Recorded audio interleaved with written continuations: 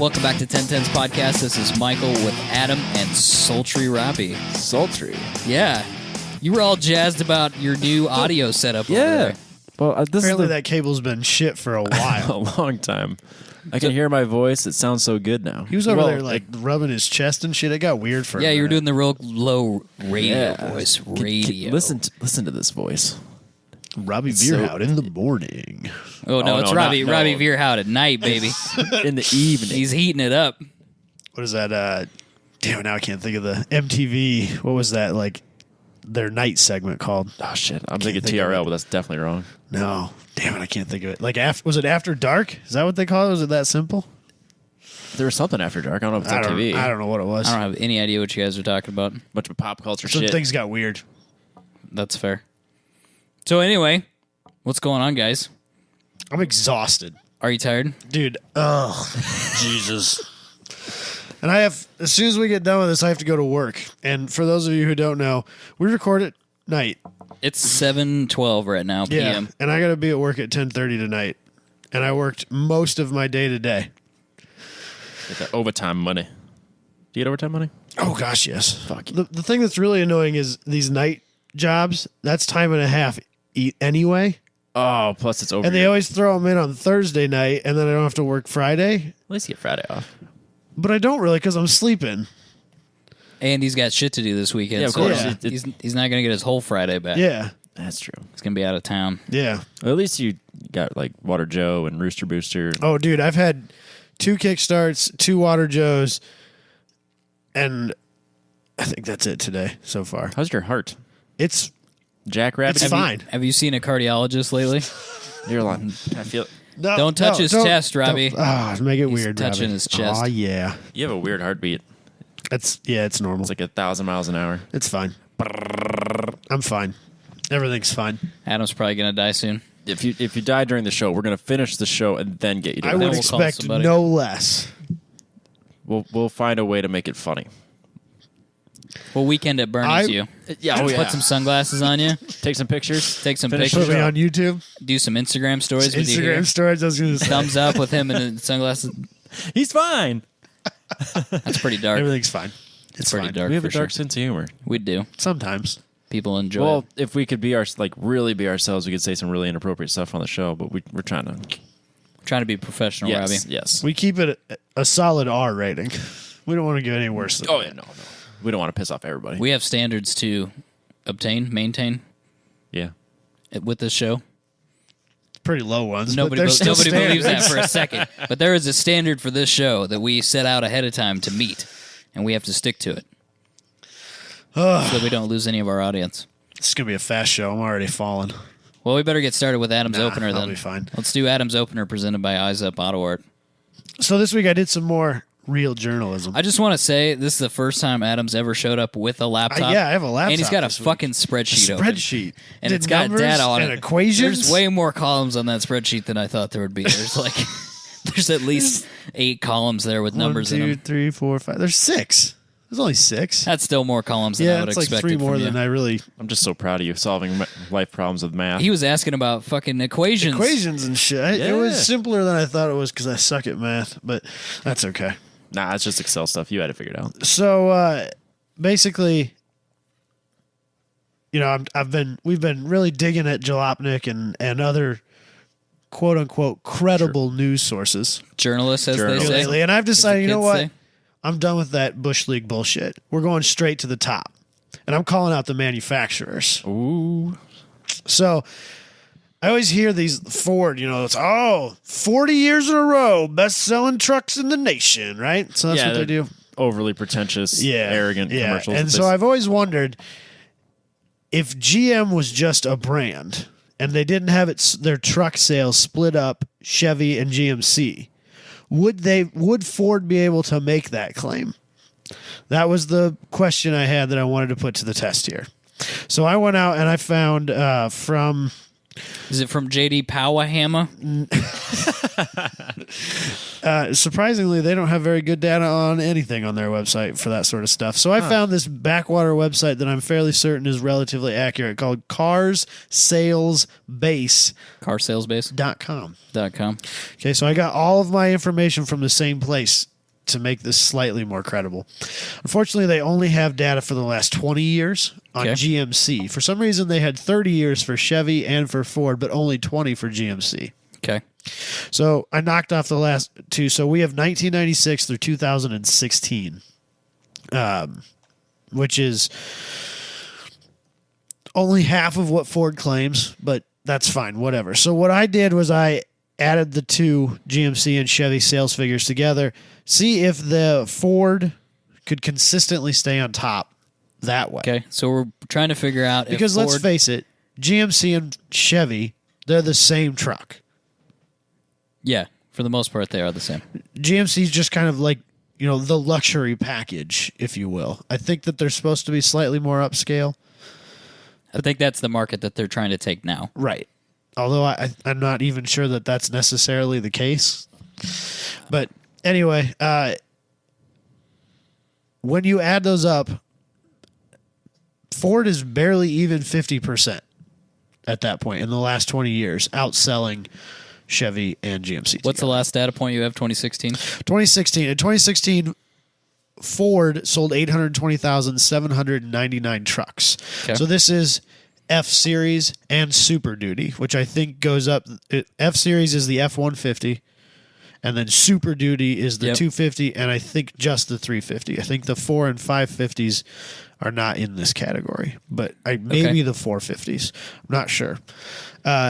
2016, GM sold 796,556, which is less than Ford by 24,243 trucks. Okay. Significant number. But 2015, Ford sold 780,354 to GM's 824,683. That's 44,000 more to GM. GM had 44,000 more than Ford. Right. In 2007, GM outsold Ford by 135,900. That's a lot. And the 2008, 118,000.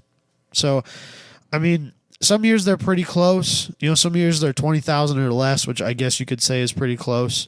The closest number I can see here, 14,608 in 2001, GM was able to outsell Ford by. That's the closest margin of any of them.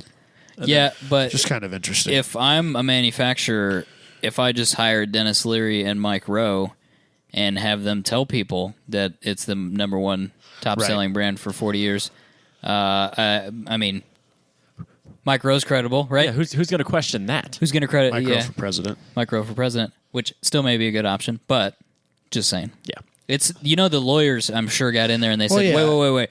You don't sell the most pickups. You're the number one most selling brand.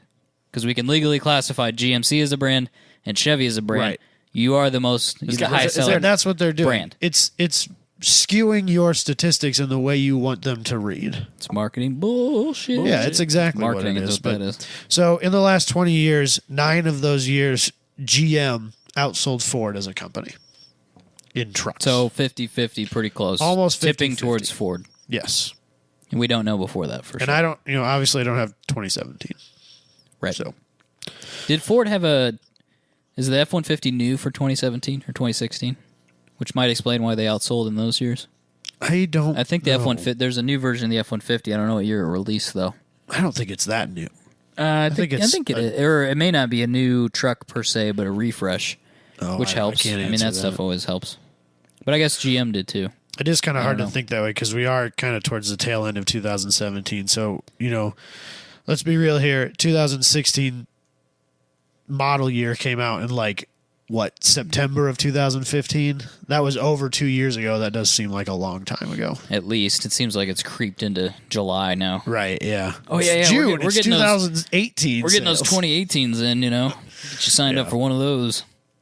So one last interesting statistic, just because Ford over the last 20 years if you add them all up, has only sold 139,310 more trucks than GM. Total. 139,000. 139,000 total. So they 20 could say years. they could say running total. They could say. They are the number one most best-selling. They do say they are 40 years running the best-selling, so maybe that's how they're doing it. I don't know. This is all marketing jargon bullshit, and you don't know you can't even know what is and is not Clearly, true. it's the best-selling truck, which makes it the best truck, which means I need to buy it too. Obviously. Yeah, obviously, Robbie. I mean, that's really the only conclusion The most I can popular draw thing from is that. always the best thing. Yeah, The kids tell me. So definitely That's why we're huge. huge. huge. Are you still going to get a truck, Robbie, you think? Yes. You going to get an F-150? No. No. I don't think so. You going to get a GM product? I think so. That's the plan. He has to carry on his LS life. LS pulled by LS? I need an LS in everything. It'd be really, LS all the things? it'd be really kind of senseless and expensive to buy a Ford just to LS swap it. That's a lot of work. It's That's true. more work than It's not even worth it. you would do, I would think. Yeah. I mean, I'd do it. It seems worthless. I like that tuned EcoBoost, though, that Graham from Boosted Performance Yeah. does. That's pretty Yeah. sick. He gets good gas mileage out of it, too. While towing, even, I While think. towing, yeah, and it makes like 500 horsepower, some crazy bullshit like that. Yeah, it's a pretty neat engine. It's a neat engine for sure, but It worked great in the Ford GT. yeah. If you wanted to Truck put motors. a pedestrian pickup truck motor in your, Your supercar. in your supercar And your that's cool. Taurus. And your Taurus, that's cool. Let's be real here. That's cool. GM did it first, but that's cool, man. Whatever you want to do. Just want to keep copying GM. That's cool. Whatever you want to do, Ford. That's true. You could get an LS and an Impala, couldn't you? Yeah, Oh, you yeah. can get Oh, yeah. you can get an LS and an Impala and in a ZR1. So, Boom. boom, GM did it first. Cool story, Ford. I think that's it. Should we wrap that up? Is that segment done? I don't really, it's just kind of interesting. It is I've always interesting. wondered that, like, You should always. their claim is technically true. They are the number one selling brand. Chevy did not outsell Ford by itself, or GMC did not outsell Ford by itself in any of the years that I was able to get figures on. So their claim is technically true. But if GM would restructure themselves, they would probably not be able to claim that within the first 5 years. Now they'd have to throw an asterisk on it and be like, yeah, see, it's not still true. See, just technically. Yeah, they'd find another way to get around it. But Probably. Just don't believe everything you see on TV. No. The annoying thing is like their whole ad campaign on the radio is structured around that technicality. Oh, do they even advertise any of their other vehicles anymore? Or they just No, it's mostly- advertise their trucks? at least on the radio, it's just the trucks because that's all I hear. I That mean, stupid we are commercial. middle America. That's what we buy. Yeah, but it's that commercial where the guy's talking about it, and the old lady's like, "Oh, it's the pits. I feel bad for those Other engineers. other engineers that try so hard." And blah blah blah. Fucking stupid. let's give them a participation ribbon. Yeah, that's what we want to do. Yeah, let's appeal to those middle America people because they hate that bullshit, that liberal bullshit. Ugh. We do get typecast very terribly here in the Midwest. yeah. I buy Chevy because they use Bob Seger, and I'm all about that dad rock. How long ago did they use Bob Seger though? Wasn't that a while Like a ago? rock. Like a million years ago. They've been doing that as long as I can Was that remember. was that Bob Seger? Is that Like a Rock is Bob Seger. Is it? Yes. Hold on. Yeah, he would know. I don't know. It is. I have it on my phone. I don't know why. Why do you have that song on your phone? I have a That's why Bob- your phone's full. I have it's a- because you have that shit on I only it. have 2 gig of music on my phone. I don't even have that 2 much. gigs? That's too many. I got a new phone. I got 128 gigs now. I got room for shit. It's awesome. See? That's Bob We're gonna Seger. get pulled off YouTube now, but It's worth it. You do like 30 seconds of it. I think. oh, okay. So, I didn't know that was even a real song. yeah. It's almost 6 minutes. 6 long. minutes of real Any song? good song is more than 5 minutes long. If it's a real great song, Oh, for it's got to God's be at sakes. least 10. All right. So, No more of that crap. It's still going, Rob. Sorry. Shut it off. it's infiltrated your computer. It'll never Quick go switch away back now. to metal. Butcher babies. Oh yeah, let's get some metal No, going. let's not do that. Damn it. Make sure to check up Eyes Up Auto Art, Instagram, Facebook, Twitter, EYESUP Auto Art. Did you see the thing he did for Bill? That was pretty rad. It's- He did it is Bill's cool. Did car. you see the thing he did for us on Bills? Yeah. We're Our right logo, there on the our side. logo's on Bill's car because we hooked him up with some vinyl for One Lap of America. So that's cool. He's got his One Lap door placard He's got his names on the side of the car, and then we're on there too, which is pretty cool. But that was a lot of work to do all the decals. Little details. Yeah, he's got a lot of because when you do that one lap thing, they give you a sponsorship pack, and you got to put all that stuff on your car. So I'm sure that was He some just work. stripped that off of there. Yeah, I know. He always does that, and everybody gets bummed. Yeah.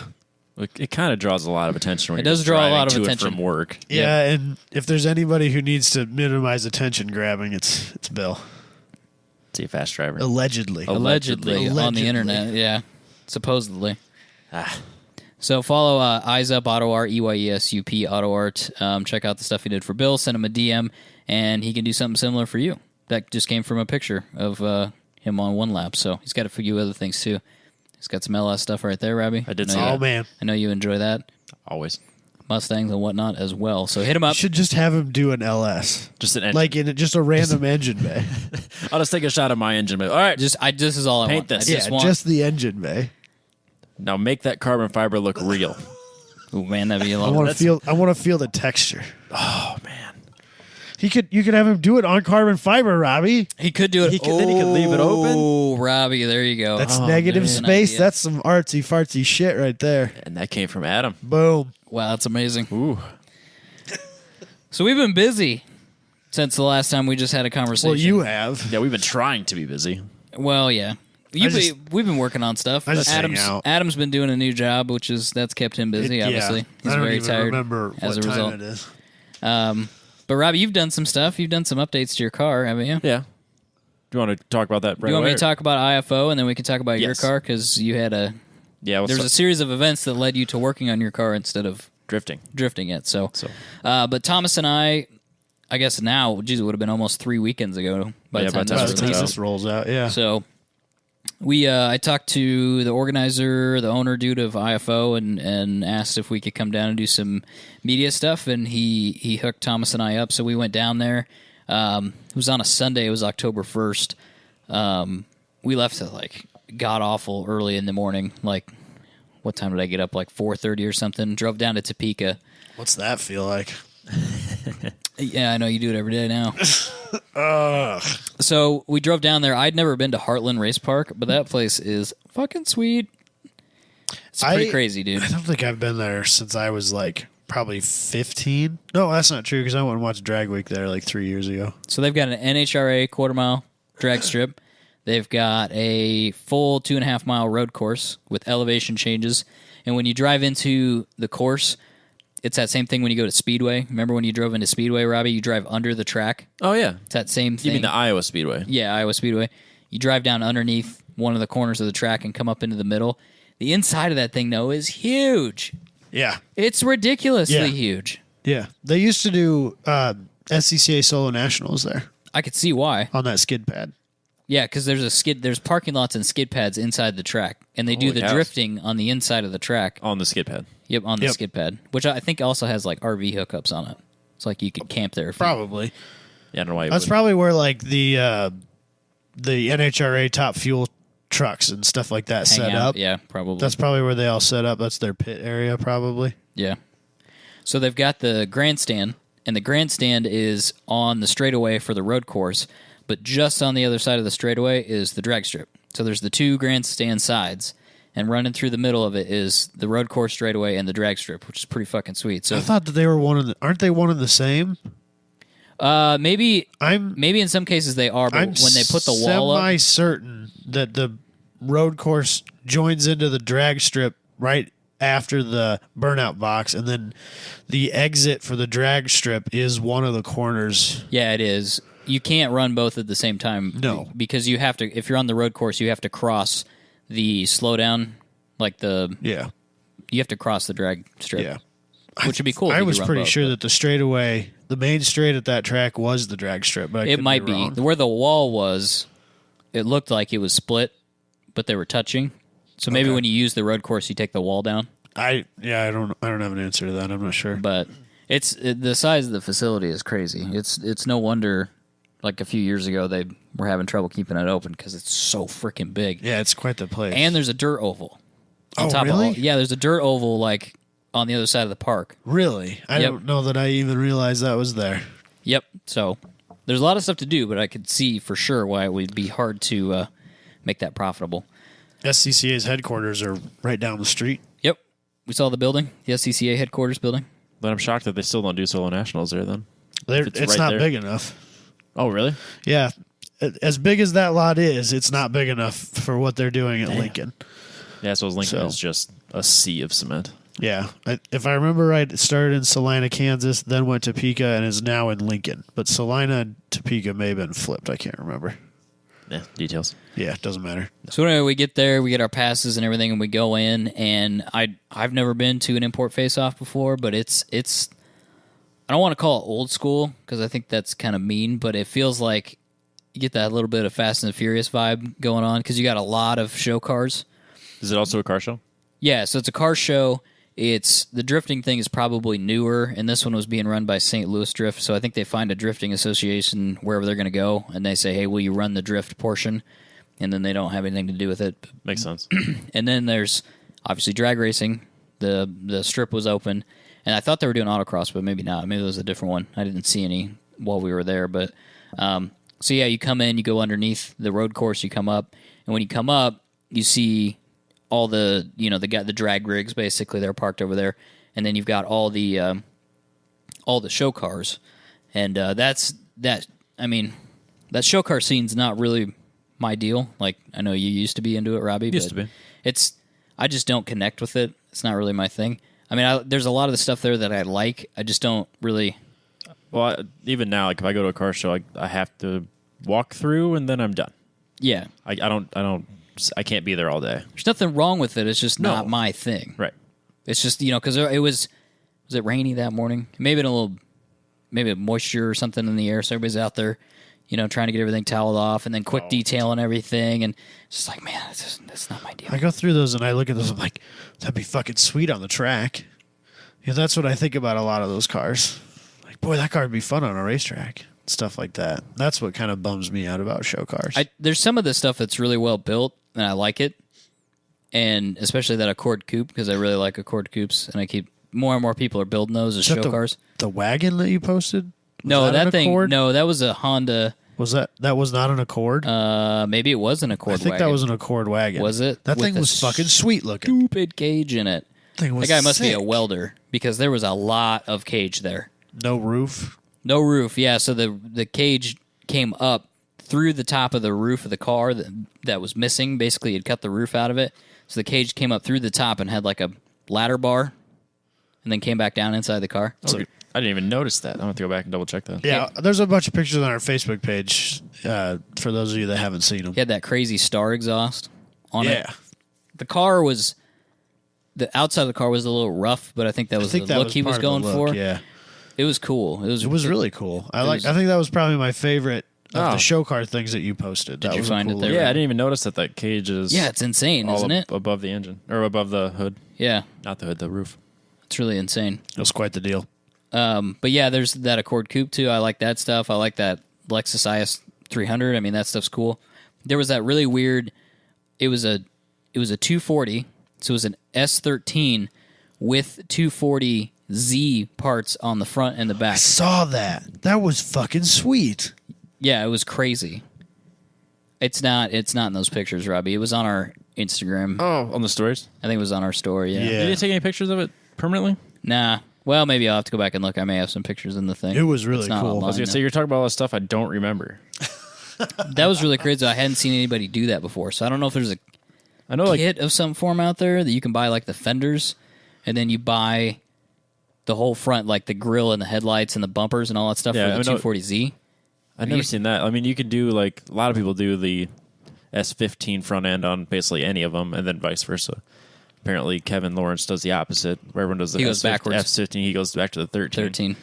Which is totally different, but again, I like it. But I've never seen the Datsun. I've never seen it with a Z. Do you like conversion. that better than Xiaomi Garage's R34 front end? Oh, no. That's way better. I can't believe that there aren't a bunch of those. I mean, there are some. It's I think it that takes took a lot of takes a fat. real it takes fabricator. a real fabricator to make it look good. I mean, you can't just slap it on because Yeah. even going from an S14, which would be a 95, 96, to the newer S14, which would be the 96 or 97, 98s. Those front ends are different enough that you can't just slap them on without changing the hood, the lights, the fenders, the bumpers, and the grill, and a couple other things. I mean, it's not even that's fairly straightforward, and people But those still bolt get it on wrong still, don't they? for the most part, I think. Yeah. But yeah, even going to an S15, it's not just completely straightforward like that, and then doing an R34, which I think is a wider car. Oh, so you got to lose some width somewhere. Yeah, I think you have to do some fabbing. The blend lines to the doors aren't quite right either if you just leave it. Well, so in person, the 240 SXZ is not. It's not quite Not right. so good? No, you look at it, you're like, I think it has to be like the hatch to really make that work better. I don't know if that car was That a one hatch was a or hatch. not, but a truck car would really not work. it just wasn't quite there. From the front, it was okay. From the back, it was not good. There's a lot of worse conversions out there. Like this? That might be. Is that blue? I Yeah. can't tell from here. Yeah, that's exactly what it is. Oh. That's not the car. This one was tan, but No, but there's Yeah. a kit for it. oh, there is a kit. Apparently, I've never seen Is there it a picture before. of the back of it? If there's a picture of the back of it, you should put it on the YouTube. I will. 'cause It's Was the not- back end converted? Yeah, it's different. Oh, I never different. saw a back shot of it. I just saw the I front. don't have any pictures of that. Okay, so I think maybe what he did is so that's got that what do you want to call it? Like a boomerang light? Maybe not a boomerang, but the light section is open throughout the whole back of it, I guess. It's not two separate taillights. They're connected in the middle by a piece of plastic. Right. In this case, I think he had just put a piece of sheet metal over that and then put in two taillights per side, like a brake light and a turn signal. Oh. Just round ones. Okay. Not Yeah. not okay. ideal. I could give you that. Almost like you're forcing it. It wasn't my deal, but So if he would have left the back end alone and just did the front end conversion, would that have made you feel a little better about it? no, I just don't like it in general. Because I liked the Just front end. my opinion. I thought the front end was pretty cool. It was weird because when we saw it coming, we thought it was a Z, obviously, and then it turned out Right. it was not. I think it had an SR in it. Yeah. Though. I don't know why you wouldn't. If it's yeah, The Ricer in me loves like grafting headlight or taillights into wrong cars and swapping front ends on the stuff. I don't know why. I just think that stuff's cool. it probably was. It got a lot of attention, and I'm sure a lot of people liked it. It's just not my style. No, he did not put that on there. He did not put the actual 240 Z. Z lights in. He just had two. It was basically 4 round taillights, turn signals. Two per side. So Like that? Just generic yep, lights. yeah, basically like that. Just generic taillights. It's almost like a Ferrari taillight. Yeah, it didn't really work with the car, in my opinion. Obviously, the one I'm looking at now is a Z32 that someone put like Ferrari taillights in. That's odd. Yeah. You Nissan people all over the place. Nissan people are so weird. They are weird. Pretty sure there's a lot worse out there. There is a Oh, lot yeah. worse of it. As far as Dramatically worse. As far as like making terrible decisions about cars, modification things. Oh, yeah. Have you seen some like Honda guys. Honda Yeah, Honda people. Volkswagens? I've They seen all- some pretty terrible Volkswagens. I'll be equal opportunity here. I've seen some pretty terrible Cavaliers. Stuff Yep. like that. Those Honda people always think that they can race their CRXs and that they're cool and stuff. It's just ridiculous. Sorry, Adam. Adam Jabay. He's not with us. He's on his own on that one. Yeah. His CRX is very fast. It is. It's awesome. He is very fast in it. There is no doubt that it is a capable track weapon. He's living that like open cockpit. Well, that's Low right. I know he seven is, yeah. life, though. Yeah, so maybe I can make fun of Hondas. Maybe he's, it's okay. he's all like, he I'm doesn't done care with- anymore. Yep. He doesn't care. He's moved on from now. But so anyway, car show deal. People dig that. That's cool. Nothing wrong with that. Drifting way on the other side of the inside of the track, which doesn't sound like it's that far away, but it was. Thomas and I drove over there. That's how we went back and forth. But so skid pad drifting, which I'd never been to before, would like to do because it seems so. We came in at the intermediate level of drifting. I feel like we skipped the beginner step, which is Oh, skid yeah, pad for drifting, sure. and we went to track drifting, which is, I didn't know. It just they're like, hey, we drift over here. I was like, oh, okay, I'm going over here. Then nobody, We'll go to nobody what's said, available. hey, bro, you should go to drive a couple more hours and go skid pad It'd drifting. be like doing a cone course before you do a track course. right. Well, I think Yeah. I think Luke and Matthew used to organize skid pads drifting stuff in the parking lot behind Iowa Speedway where we used to autocross. Yeah, they did. Till it fell apart. Right.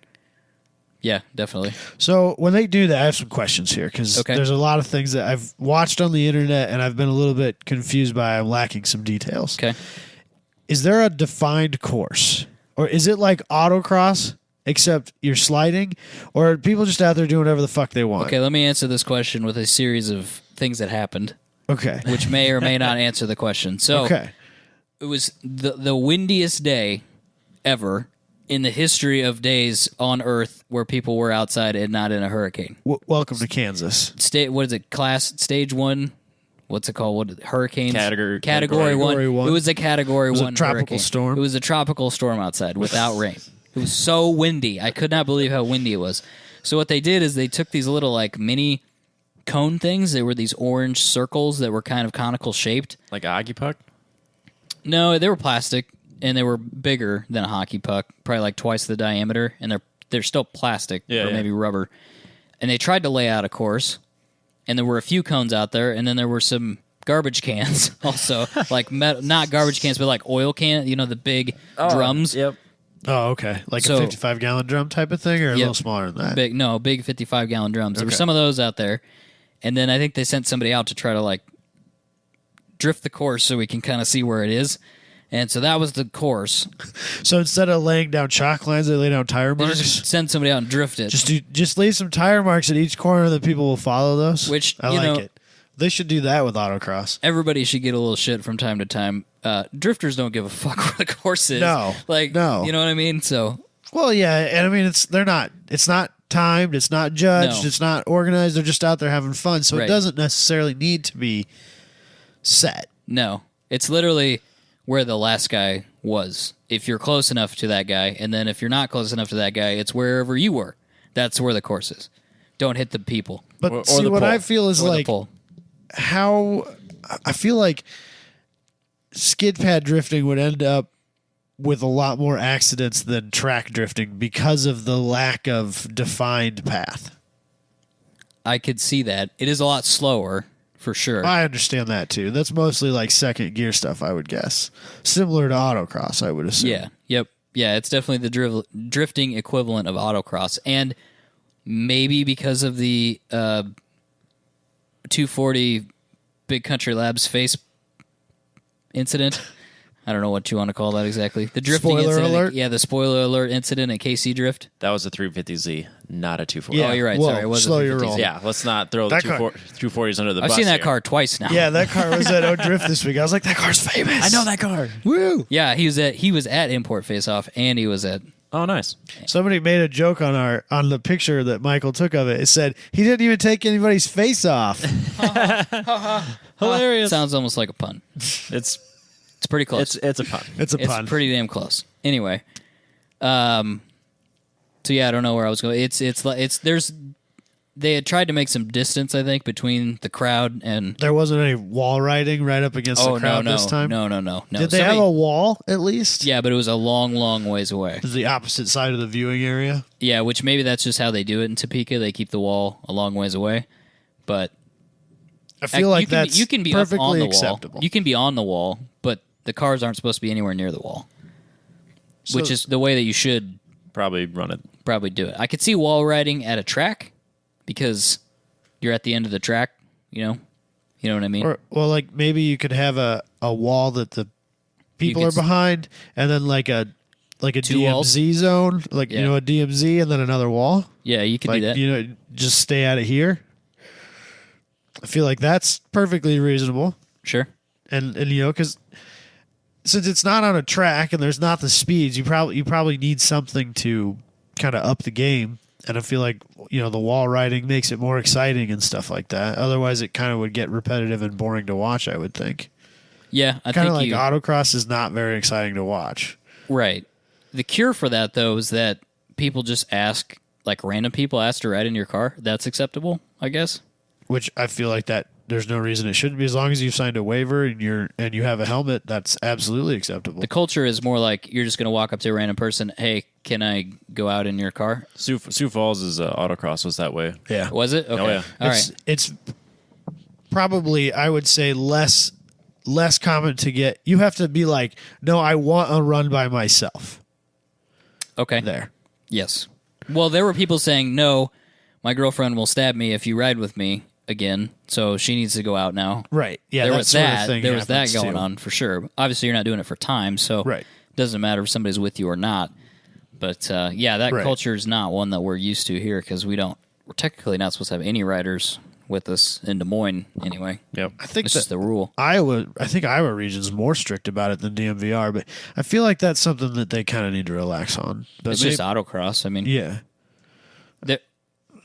Yeah. If they've signed a waiver, it should be good to go to me. And if you're worried about beginners taking beginners out, like somebody that's never done it before and they just take their friend out and they get lost and do stupid shit, then just figure out who those people are and say, these guys Chat are with beginner. Yeah, like, hey, I need you to go out with an instructor at least a couple times and then we'll let you do your thing. But we just need to make sure that you're on course. I like that I can show up with people who are kind of interested in it, but haven't been ready to make the jump.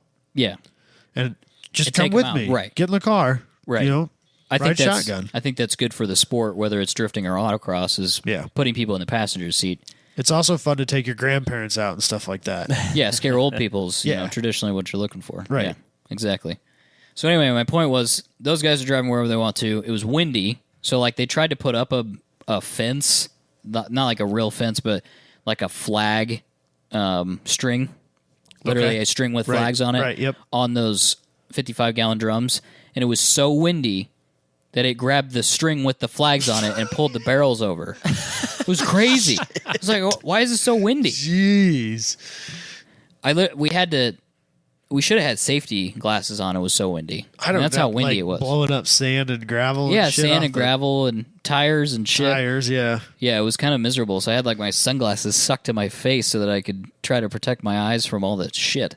I feel like that's hard on lenses and shit too. Oh yeah, I probably ruined a set of Ray-Bans, but life no, is life. I was talking camera lenses. Oh yeah. Yeah. So all our camera lenses were dirty. It's a good thing I have UV filters on everything because the UV filters are like $10 and you can throw them away. Oh, okay. But yeah, you don't want to go out there with like a raw, just yeah, the end that's of the what I was camera kinda lens. thinking. So, but the way that they had that set up, it was a challenge for us to try to shoot it because it was so windy we couldn't see and it was blowing shit in our eyes. So we're trying to shoot through the sunglasses, which I do that normally, so that's okay. But there was really only one spot to shoot from. There were people other places, but they were wrong. That's not where you can't shoot from there because you can't see shit. The light's just not right. The light's not right, and like the way that the cars were coming around was weird. There was really only one place to shoot the drifting from, so that was kind of a challenge.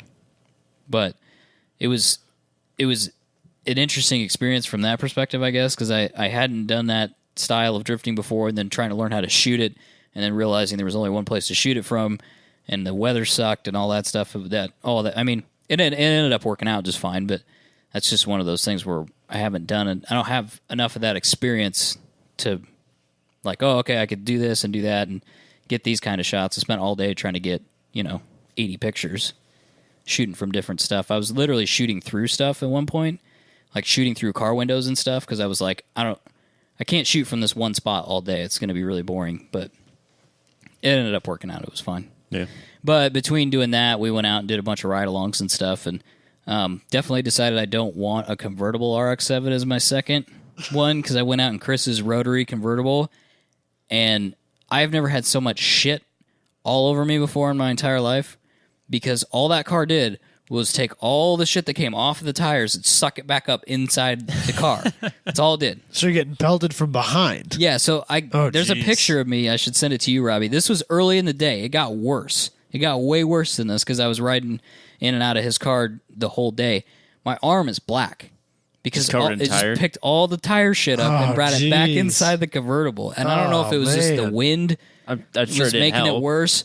But man, it was crazy. And you're not going very fast. I wonder if I didn't ride with him at O'Drift last weekend, if it was better there. Well, Because you're moving faster? see. Yeah. I don't think he ever put his top down at O'Drift on Saturday, though. maybe not. Well, the time before when he was there, you could see like when he would do drifts, the smoke would kind of get vacuumed Come back into yeah. the car. The guys with the convertible 240s have that same problem too, Yep. where it literally starts doing this vortex thing inside the car. It sucks the smoke in. Can't see anything. Yep. You need like a drag style spoiler off the back of the car to try to keep drag that stuff back Actually, there. that's a good point. And Travis is making those rad I've seen spoilers that. now. Yeah. I wonder if that would actually help a lot because it sticks out a long ways out the back. Yeah, create a low pressure zone underneath there and keep stuff from just curling back over a little bit. I think he got one. He just hasn't put it on yet. I think Chris did? Yeah, I think he did. I'd be curious to see how it works. But yeah, I'm covered in shit. I've never been so dirty in my life. Thomas was making fun of me because like I had raccoon eyes from having my sunglasses on, and tire shit all over my face. It was crazy. So we did that for a while, and then went over and watched drag racing for a while too. And of course, it's like a hike. So we drove part way across, and then hiked over to the drag strip to try to get there. And somebody had douched the track right before we got the drag strip. So everybody's standing around like, nobody leave. We're going to get this guy. It took like 45 minutes. We'll be back up and running. Yeah, it was probably almost an hour. Yeah. Like we were standing around like, we got to leave because they just keep, we're not here that long today and we're trying to get shots and struggling. So we need to go do something else. Gotta be moving. Yep. So we went and they did the two-step contest. What? That's some old school shit right there, dude. Yeah. Two-step. They actually do that? Yeah, dude. They still do it. Two-step. I'll be honest. That sounds like a vape contest to me. Pop, pop. That sounds awful. Pop, pop, pop. Thomas was concerned. Flame. Thomas is like, this sounds like gunfire. Yeah. It's concerning. Yeah. Given the climate that we are currently in, and there are a large group of people here, that sounds like gunfire. That was really close to that too. Like a week time wise. Yeah. Yeah, exactly. So it was a little like a little weird. But Drift Car won the two-step contest. What was it? I think it was a 240. Do you know what was in it? Oh, SR20 probably an probably. SR20 or something Or like maybe that. a KAT or something. Yep. Not So- an LS. No, Okay. No. no. They're I'm not sure the show car guys were annoyed by that because that's kind of their thing. It's over in their area. You know what I mean? The drift car just comes over, That's awesome. does the two-step, and then comes back over and starts drifting again. And not only that, one of the drift guys entered into the drag lanes too. So one of the drift guys drag raced for a while, and then he went back and Nice. started drifting again. That Nice. seems like a drifter thing to do, though. And it was a Z3. That was kind of funny too because it's just a weird car. So he's drag racing, drifting, fucking around. He's just doing whatever he wants. Good for him. He's just He's doing it. using his car, though. That's That's commendable. true. That's the thing that bugs me about. And I don't even have anything against car show stuff. It's just like, wouldn't it be better if you drove it? Yeah, beat on it a little bit. It's good Yeah, for I've it. never been more happy than having my car in the worst condition it's ever been in. Right? Isn't right it now. freeing? No, it sucks, but I'm much still happier. concerned. I am still concerned. I'm much happier about it. My anxiety is high, but I'm okay. I'm good. It's a I'm little gonna be fine. freeing, though. Stop isn't it? asking me about it, though. Do not. Just don't bring it Don't up point- anymore. don't point I at just it. talked It's about fine. it. We don't have to talk about it now for a while. Okay, let's just let it drop it. Drop it. It's more fun to drive. Okay, Moving on come to- back to it. We'll come back to it later.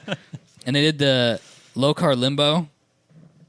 Did a Miata win? I have no idea. We didn't stick around you for just the low scraping car. frame or what? Yeah, I guess. Yeah. You get the lowest. You get the shortest car, and then you make it the lowest car. That's how you win that. De-prepared Miata would win that There you go. Yeah. because they cut the windshield off. Didn't think about that. There you go. But anyway, that's it. There's your, if you want to do car shit, there was like 3,000 or 4,000 people there, which is crazy. Wow. Yeah, they pulled pretty decent crowds. They do. And I think there was one last weekend in Chicago. I mean, they're all over all the time. You should see the map. It's crazy. Yeah, It's like every weekend. I mean, they're busy people, Yeah, it's really insane. But and they make some. They go a lot of places. they do. It's a big show series. Chances are, no Big. matter where in the country you live, there's probably one not that far away from you. It's really crazy that they can put that show on consistently, weekend to weekend, all across the country. I mean, that's a lot of coordination I know a couple a lot of people work. that were in Chicago this weekend, even for IFO. Yeah, It's a big deal. Yeah. People dig it. I want to go. That's why I said I can't pass judgment on any car show things because that scene is very strong. Apparently, Oh yeah. I think that generation's a little older now. That are like into that particular car show scene because I saw a lot of people in like their mid to late 30s. But think about the timing. 2000 Yeah, that was would've been- 17 years ago. Would have been their prime time, and Right. they've stuck with it. And I just think that is just that's their thing, and So I whatever. always kind of thought like car show people. Either you do the car show thing, it's fun, but eventually you either need to like go racing or you lose interest in cars because it can only hold your attention for so long. But look at Rob with the Cedric, the But Nissan Cedric. he left it and came back again. Yeah, I think you got to keep doing stuff to keep your interest. Right. I mean, People- you can't just take the same I car feel like to the going same show every year. my parents are burned out on going to car shows week after week after week. They're going and finding events that have other things involving cars. You know, I don't think it's any different for our generation. no. You got to go and do some stuff sometimes. Just showing up and at a car show and busting out your lawn chair and sitting behind your vehicle and watching people make fun of your shit because they don't like the way you modified it. Why'd you put LEDs on this, bro? Yeah. Underglow was so 10 years ago. So I don't know. I get that. Yeah. But I think those guys get off on like I got this idea. I'm going to buy this car. I'm going to do these mods to it. That's going to keep me occupied for like 3 years. Build. Yeah. It's the build, not the final product that Right. You can enjoy it once it's done, but I think that window's small, and then you're like, all right, I got to build You something need a else. new Or I got to rip the whole Tear it interior down out. and start over. Yeah, Yeah. and start over. show cars have like a 6-month shelf life and a 3-year build period. Yeah, I agree with that. That's probably largely true. Yes. Robbie would know. He Yes. lived that lifestyle for a while. That's fairly accurate. The car has changed dramatically about every 3 years. As long as I've known you, or been real good friends with you, it's been annually. No, they're not big changes annually. You're Just making lately. He pretty just- major shit annually in the last 3 to 5 years. No.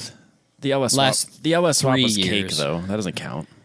And that was not. It's funny, That was not because planned. I just got it running.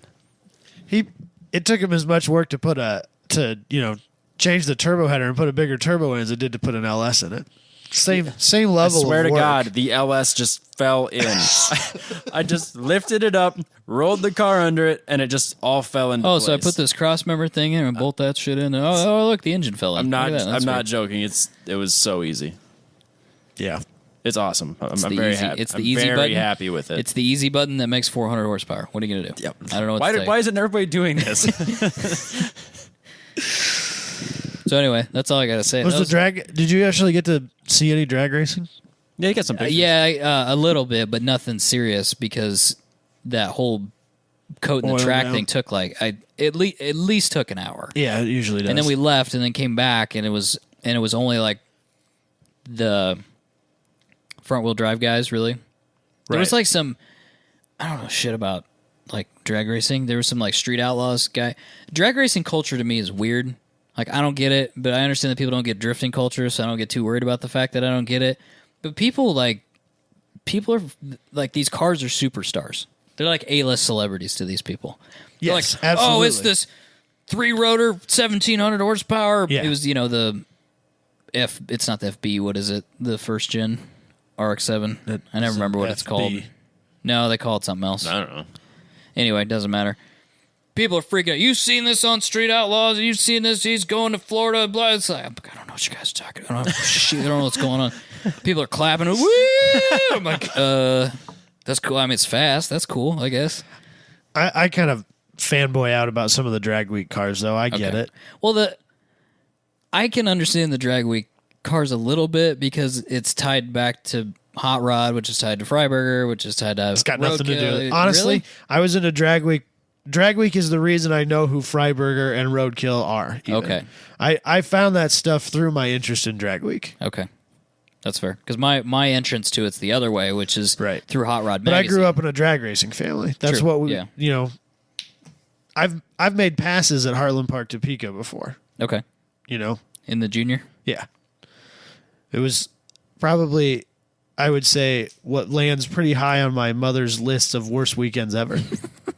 We got like 6 inches of rain an hour for like 3 Oh, hours God. straight. And we were parked off in the grass. Yeah. And that was when we found out that our RV leaked. And we tried to buy this giant tarp and strap it down. And then our dragsters ended up like basically legitimately flooded. And, normally I was making like, I don't remember, I think it was like 10 or 12 second 8th mile passes. And I went out my first round and did like a 16 and was done. Fun stuff. That's Yeah. a long weekend to just turn around and go It home. was fucking miserable. Fun stuff. But I've made passes on the same track as John Force. Like 12-year-old me, this was a big deal. For me, though, maybe I'm wrong, but I feel like there's some people there that don't drag race that are into drag racing. That's the one that I don't quite... Well, there's drag racing is the most is the most similar motorsport with like fan culture to like ball sports. You know, you'll have a lot of people that are into drag racing but don't own drag cars, just like 99% of people who love football haven't played football in 15 years. Drag racing has a lot of people that are that way. It's grown significantly since Street Outlaws existed. And I'm really not judging. I just don't get it. It's like the show car thing. I don't understand. I have always had a hard time understanding why people are so in love with something they don't even do. Right. I just don't understand why people lose their shit over it. Right. Why we can go to O-Drift in Omaha and they have a no prep, or that might have been a prep. I can't remember. That was a no prep weekend. Was it? Race that day? The whole stand is full. There's the trucks and rigs and shit down the road. People standing all the way to the end to the finish line. We have the whole track with drift cars, with like 50 drift cars. There's 3 people in the stands. I'm just like, what's the difference? What is the difference though? And these are local. I mean, 1320 was there. There were some bigger cars there, but we're talking like 2. You know what I mean? And then it's a bunch of local people. But even local people are famous. There was a fucking sweet Omni there that night. There was the Omni. And the Turbo V6 Cavalier. So, I'm just saying. I don't understand. I don't understand if someone could just tell me what point to the appeal. Be as objective as possible and say, this is why this is drag racing that people will watch. Drag racing is more fun for me to watch even now, even though it's not my primary choice of motorsport. It's more fun for me to watch live than any road course stuff that I've done, because it's always changing. There's always, every 10 seconds there's new cars, and that's interesting to me. The variation, the changes, and the fact that for a lot of those classes anyway, there's not as much of a cookie cutter answer to winning. That might be fair. Yeah. My observation from watching it at Heartland was there was a dude there that was close to me so I could hear his conversation, and he was talking to his buddy, and every single time somebody came, it's going to be, whatever. It's going to be a Civic in the right lane. It's going to be, and it's just like they could do that all day. They could stand there and go, no, it's pickup versus, it's the Ram versus the F-150. I got the F-150. You know what I mean? They could sit there and do that. They sit there and like bet who's between the two of them. Yep. Oh no, dude. Nope. You're wrong. That's a ZX1000 that's going to win. There's some interesting, there's some merit to that too. Being able to, it's like that binary thing. It's this or this, and dude, no, you're totally wrong, dude. You're totally not taking into account that that's like 1,000 pounds heavier. Yeah, then you can get your bet figured out in 10 seconds. Yeah, you get your instantaneous gratification. That's what it is. It's instantaneous gratification. I don't have a 20-minute sprint race to decide who of the 12 cars out there is going to win. Every 10 seconds, there's a new winner. Yeah, that's instantaneously what it is. gratified. It's the quick hit. It's the Instagram of racing. It's like that's what it blackjack. Is. Hit me, and then right away. Oh, I lost. Yep. Oh, I won. Yep, that's what it is. Not that I need to add more things to the list of stuff we said, we should go and do, and then never actually go and do. But we should go to a bracket race some night when it's not like an event. Just go to a drag race. Just go to Eddyville and show up at a normal night and just watch that stuff. I'd love to. Go with us. Even if we brought the cars on a test and tune night, because they have a lot of nights where they'll do, bracket racing and super stock and a couple other classes, and then they'll have a test and tune line. And you guys could bring the RX-7 and the 240 down, and you could show off and gauntlet thrown, Robbie. Not a lot of showing off the 336 I probably should have said car. showdown. Showdown, Robbie. Showdown. I'll do that. Well, showdown was the term I meant. We can get into that as to why I'm about ready for that. Throw down at the showdown, Robbie. Sunday. Throw down at the showdown. I'm ready. Sultry Robbie. I'm ready. So, Moneybags versus Sultry Robbie. Ooh. Pay-per-view. Trust fund versus estate. I like Moneybags versus Moneybags versus Moneybags is better versus Sultry Robbie. But I think you need to go and experience drag racing with someone who has been and done the drag racing thing, so that maybe you can have some of these I don't understand what's happening questions answered. I'll do it. Absolutely. I will do it. I will try to understand it through doing it. I did the junior I drag love racing going- thing. That was a long time ago. I love going and watching drag racing. It's a lot of fun to me. I've done that even this year. So Boom. Next year, getting that schedule filled already. Yeah. So anyway, let's move on from this. This is the first time I was like a media dude. Like show up, run around, take a bunch of pictures, run home, like not sleep. Oh God, try to edit pictures, get them out. That whole thing. you got recognized. I did you? get recognized. Forgot about that. I did forget about that. I got recognized. No idea who it was. They're like, woo, 10-10. I was like, Let us know what? if you're listening. Let us know. I don't know who it you. was because I walked past him and was like a ways past him before he yelled at me. You know what I mean? So it was like one of those things. I don't know if Hey, thanks. It makes And then me you just keep sad going. because now I'm the only person who hasn't been like in the wild recognized by a fan. Oh yeah, It makes me sad. someday. You just gotta get out and coming do up. stuff. it's coming up. It's funny coming from me. Get out and do stuff. Nah, man, I'm going. Robbie's in the garage. Screw you guys. Every time I go somewhere with Thomas, oh, are you that guy from FT86? He gets recognized all the time. All Well, the yeah, time. he's on a YouTube video every week. He What do gets you like expect? 20,000 views. Yeah. Minimum. Yeah. So Anyway, let's move on to the next thing we did. So last weekend, Oh, we- drift. some of us, You guys kind of, did. almost had an entire failure. But so we tried to leave. It's raining like crazy. it was a bad day. It was a bad day. Cold. It started out as a really bad day. Well, it was it's been cold raining for like days. and it was raining. And so my car's in the rig. So we're driving the rig, but we're having to drive slow because it's raining a lot. It took like 2 hours and 45 minutes instead of 2 hours to get there or whatever. So then we get a text from Robbie. And Robbie, I'll let you take over because we don't really know what happened to you that day. All right, so I talked about it like a week or two ago. I can't remember when, but I was like, yeah, I fixed my power steering pump. It doesn't make any noise anymore. And I knew full well it wasn't properly, like it's not exactly how I would have wanted it. So to get into it, I took it out for a couple test drives in dry, good weather. And there's enough resistance with the tires and the road that it was. It felt okay. You were getting feedback, basically, Sort of. from the steering. It wasn't what I wanted. I knew I was going to have to adjust it eventually, and I figured O-Drift would be my good test bed where I could take it out, drive it there for a couple hours. I'm going interstate driving, so it's not anything too intense, and then drift and then drive home. I'm like, okay, this will give me an idea of how I want to adjust my power steering.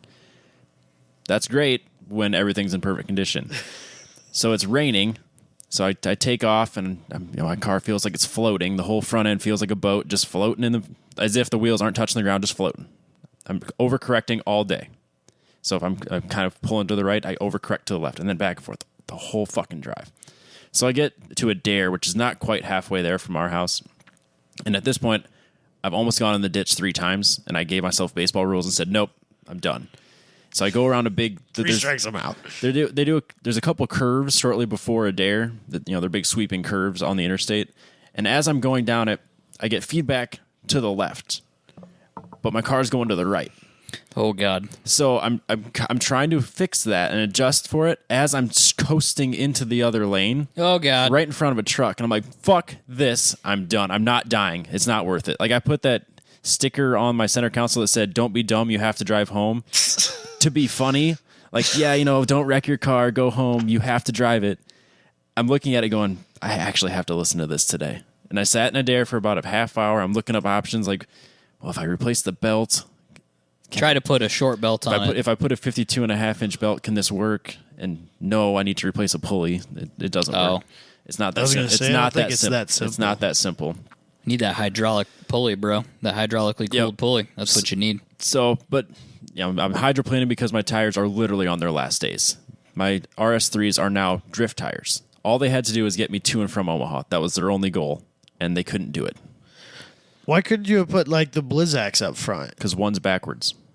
So I would have been running all seasons and then 2 Blizzacs. And Even if you would have put them on the front. This is hindsight. I should have. It would have been fine. Yeah. But he was in a dare with no extra tires because Jess was going to bring you the tires. Jess was a couple hours behind me. Oh. She wasn't. We weren't caravanning. She didn't had stuff understand going on that. in the morning, so she was a couple hours behind me. I guess he it had- never dawned on me that last time Michael had brought your spares. Yep. And this time we didn't have those. That never dawned on me. Yep. If he had I get it had, now. if he had known of this nonsense ahead of time, you could have put the Blizzax on and probably been okay. But you didn't know that you were going to have all these Yep. hydroplaning problems. Yeah, and I'm not sure the Blizzax would have necessarily solved that just because the feedback from the steering wheel is just so just awful. But at least you would have had some more tread. A little bit. Yep. And I mean, they're not completely shot. Like, they're just past the wear bars. But I can tell you, like with my RE11s, even when they were fairly new on the Audi, that car was okay, but it was slightly sketcy in the rain. Oh, yeah. Well, when I took the 240 to get my tune back in, this is back in like April, May, I drove 4 hours in a horrible storm. I did okay. I mean, I could at least control it. And I think that's why my power steering pump, when it was shot and was sucking, or lack thereof, wasn't getting enough fluid running through it. It was actually giving me the right feedback. So I go home and I look this up, and I knew I was going to have to adjust it eventually. So I have options. I can cut a couple things out of the spring, or turn one makes a fitting that goes into it that makes it from the GM runs about 3 gallons a minute. And then the 240 only needs at least like 1.5. Did you see what the pressure is that those GM pumps make? Like 1,300 PSI. Yeah, it's something. Whoa, It's something like it seriously? doesn't compute. Like you're like, it can't. There's it no can't way. be 1,300. That's insane. Like, because I read the same thing. I read 1,200. I was like, that's not right. The truck there's ones no are way. the truck ones are closer to 3.5 gallons a minute. And like 1,500 PSI or something crazy. Gosh. And the 240 is at like 1,100 though. So I mean, it's not like it's that big a. Yeah, I think you don't realize how much pressure it takes to do So that. I looked this up, and I knew this was an issue, and I knew I was going to have to adjust it eventually, thinking, if I can run this way for a day or two, it's fine. I'll figure it out later. I didn't want to spend the $40 to put a little itty bitty orifice in. So then I order it, and it gets here today. This is Thursday, so I have it installed. Everything seems to be running fine. It feels different. I didn't get a chance to drive it because I'm waiting on other pieces for the rest of the car. But yeah, the turn one drops down to 1.3 gallons a minute. And if I don't like how this feels, there's also one that Speedway makes that's made for the Mustang 2s. That people apparently put this power steering pump on the Mustang 2s. And that drops it to 2 gallons a minute. So I have options. But I think the turn one at the lowest gallon per minute is what I want. Yeah. So we'll see if that works. But yeah, I made it to a dare. Sat there for about at least a half hour, swearing at myself. Then I turned around to go home. And as I leave, I meet Luke in his G8 on his trailer. He messaged me on Facebook, or posts on Facebook, "Hey, you're going the wrong way." Yeah, I know, I'm stupid. I'm gonna die. I don't want to go die. home. And then, of course, no rain the whole way home. Dry roads. Yeah, but it rained. Not dry roads in Omaha. It rained till like 1 o'clock though, so don't feel bad. Yeah. No. So then I got home and immediately took the wheels, everything off. I basically yard sailed it, pulled all the lug studs off, all my spacers, and I have it all set up for the RPF ones now. So luckily the Blizzak, like the drift spares, I can set that on it all winter. It fits over the big brakes, so I don't have to sit on my arm. That's good. Yeah. My Your Hoosiers. Hoosiers, there you go. My A7. So now I got that going. Power steering pumps now should be fixed again. And then tomorrow, the rest of my parts should show up, so I'll be running Rest RS3s. of what parts? I need a 5mm spacer, so my tire is not touching my spring. I also have that problem. But it's when the tire deflects. Not when it's sitting, when it deflects. Oh. And that's really hard to It's hard to account judge. for. It's hard to judge when you're in Until the it's shop. too late. Going, yeah, my finger goes through here, though. It's fine. Well, It's amazing how much it deflects, though. it is. It is amazing. Yep. It's a long way. I have 5mm coming and 10mm coming. And of course, my studs that I replaced it with are extended, like hardened. Like Yep. They're not Nismo, but they're upgraded. So we should be okay there. I feel pretty comfortable about that. They go through, like the I got lug nut goes through, Yeah, or the stud comes all the way out the... Oh, yeah. And then I got the Muteki or whatever they're called, better lug nuts. Is that a JDM thing? Hashtag. Yes. Do it, Robbie. Hashtag Robbie did it. JDM. Can't see it, but Robbie did it. So. Struck his fingers together. So I spent the rest of Saturday in my garage by myself. Swearing. Pouting while everyone else exactly was trying. the way he wants it to be. But He just been, no, it's rain. I'm going to go to the garage. That's Be what by happened. myself. Yep. So I did feel a little better knowing that it did pour until about 1 o'clock. And then when they showed all the footage and everything, it's you guys literally just smashing into puddles and there's shit everywhere. Michael got wet. It looked like a fucking wet. mess. It was a dude. Did you watch the scrapeyard video? Did you see that basically looks like a glorified lake? Yes, with a track there's around so the outside of it. There's so Isn't much it water. crazy? It's so That much water. Drone video. That was my thought as I'm sitting in there. I was like, okay, best case scenario, I limp it to Omaha. I then spend the rest of the day pulling the fucking car out of mud. Because I will go off track. It's not if, but when I go off track, the truck's gonna have to come get me, pull me out, and then I have to get all the mud out, and then go out and do it again, and then immediately turn back around. Side note: the guy doing all the pulling out, fucking loving it. He thought it was the greatest day ever. I apologized to him. Yeah. Before Michael's I like- went off. He dug me out one time, but I said, "Hey, sorry that we're just caning it into the mud." Into the mud. He's like, "Nope. I'm loving it. This is the best day ever." He pulls up to get Michael and I out, and he's like, and Michael's like, "Are you sick of it yet?" "Nope, this is awesome." He's like, "The only thing that sucks is I'm the guy that mows the grass too." There's gonna be some holes once it dries out. Yeah, next season. Yeah, so knowing that was gonna be my day because I'm not that good at drifting, where I know I'd be in the mud half the time, if not all the time. I knew it wouldn't be a fun day. Outside of that, I mean, it'd be fun to be there, it'd be fun to spend time with you guys, but. It just wasn't worth. It wasn't worth fighting to get crumpling that car up, ruining the 240. Yeah, and if I would have slid that off the interstate and then wrecked it that way, I would have been so pissed. Like if I wrecked it on track, I can live with that. But if I'm just driving straight on the interstate and all of a sudden I'm in the ditch, I'll be so all mad. because of power steering, which both of us are fighting. Mm-hmm. Yeah, that would have been frustrating. Yeah, but you guys had a fun day. So we did. It started out very frustrating though, so it took us a long time to get there. Freeze my ass off. Took a long time to get there. I swear to God, it was 15 degrees colder in Omaha than it was in Des Moines. So Adam did not have proper clothing. So Adam had to go get a sweater. I just was like, it wasn't that cold here. No, it wasn't. And was then cold. I got up because he wanted to leave at the butt crack of dawn. So I had to my day started at 4:30 a.m. Right? And, it's because I had to get up and shower and all that crap, right? So I left my house at 5:30 and I was like, it's not that bad out. It's when the sun comes out, it's gonna be a nice day. It'll be all right. I don't need a sweatshirt because I wanted to be representing, And my 10/10 hoodie is in my mom's car for some reason. I don't know. It's been there for like a year now, and I keep forgetting to bring it home with me. But so I was like, well, I'll just wear the t-shirt. It'll be fine. Nope. Cold, rainy, you needed a terrible. hoodie and a poncho. It was so miserable. It was miserable. It was so cold. And then almost disaster when I went to go pull the car out of the trailer. No key in the ignition. So as a rule, at our house, because we've had so much shit stolen, you take the keys out of everything and you lock it up. Yep. The key didn't get back in the ignition of the car. I'm not gonna say where we got a key from, but we found a key for the car. That's good. And got it started. Problem solved. So we got past that hurdle. Once we got past that hurdle, got the car out, got it teched. There was no problems with the car, all that stuff. Then we just had to.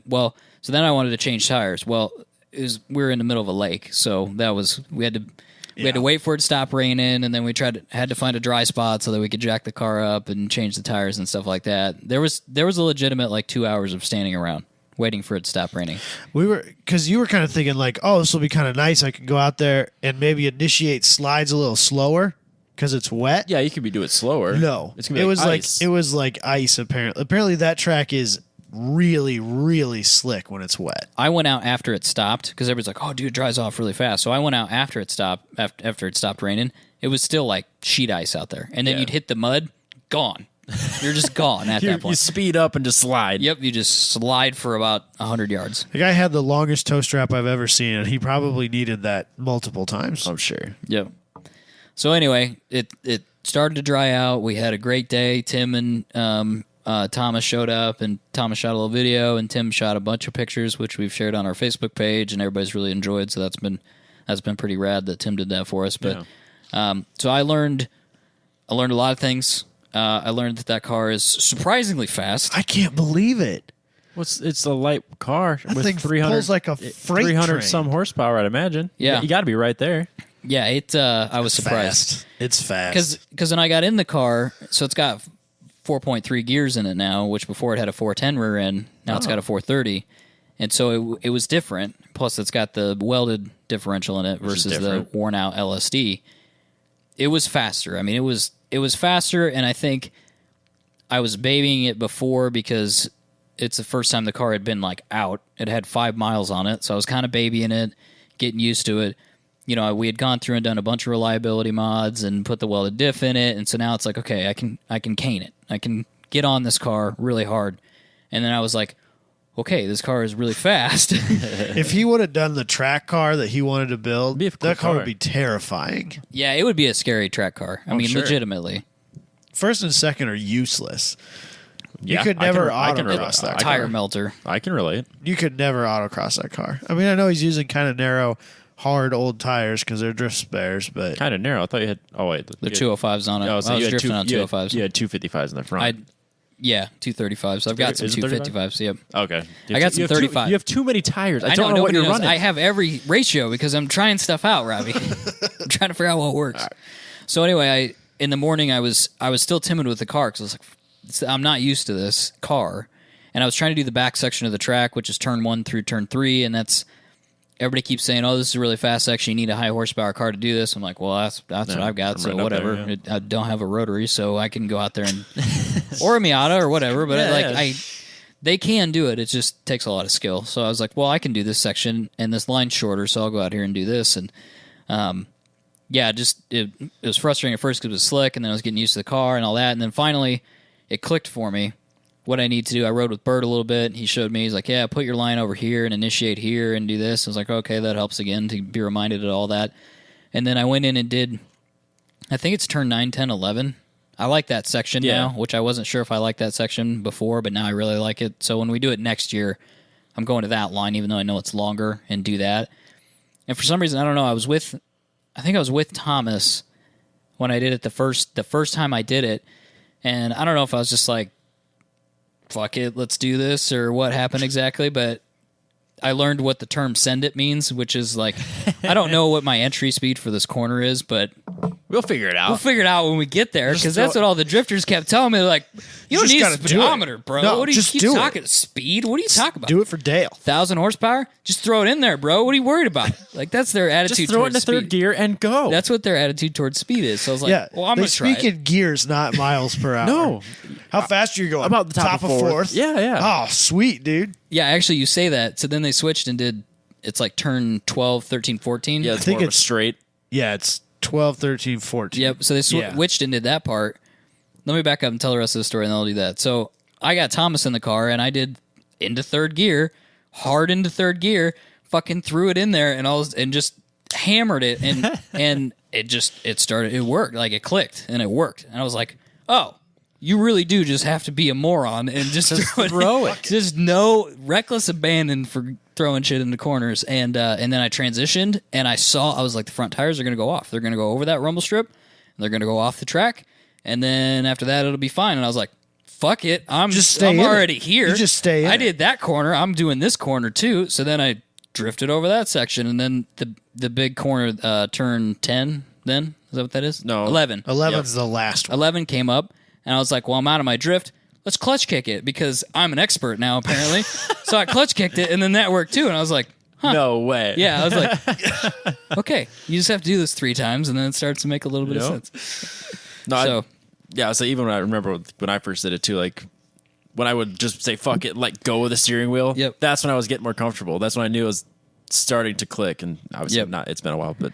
Yeah, so then they switched and did that other section I was talking about that's right before the straight. The real fast one. The real fast section. And I remember having Luke in the Fiat and just like, you just got to keep going, dude. You're not faster. For like, as fast as this car will go through this corner.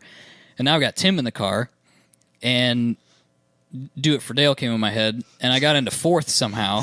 I'm in fourth gear in that car, and my foot's in it, and I was literally thinking, no way. Fuck it. Let's see what happens.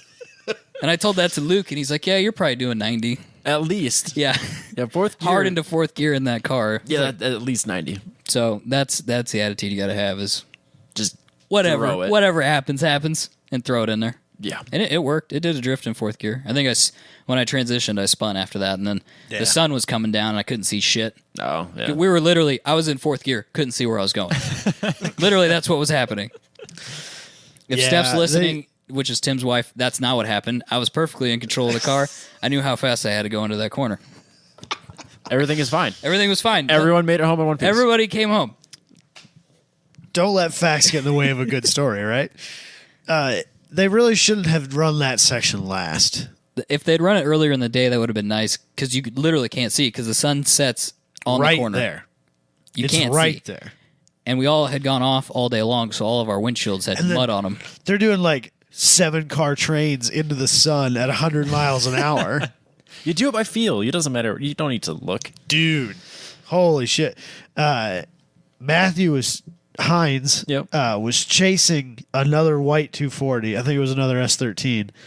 And the guy he was chasing spun it. And they couldn't have been 2 or 3 feet apart from each other, nose to nose. He's locked up trying to get that car to stop before he smashed face, like head to head, right into that other car.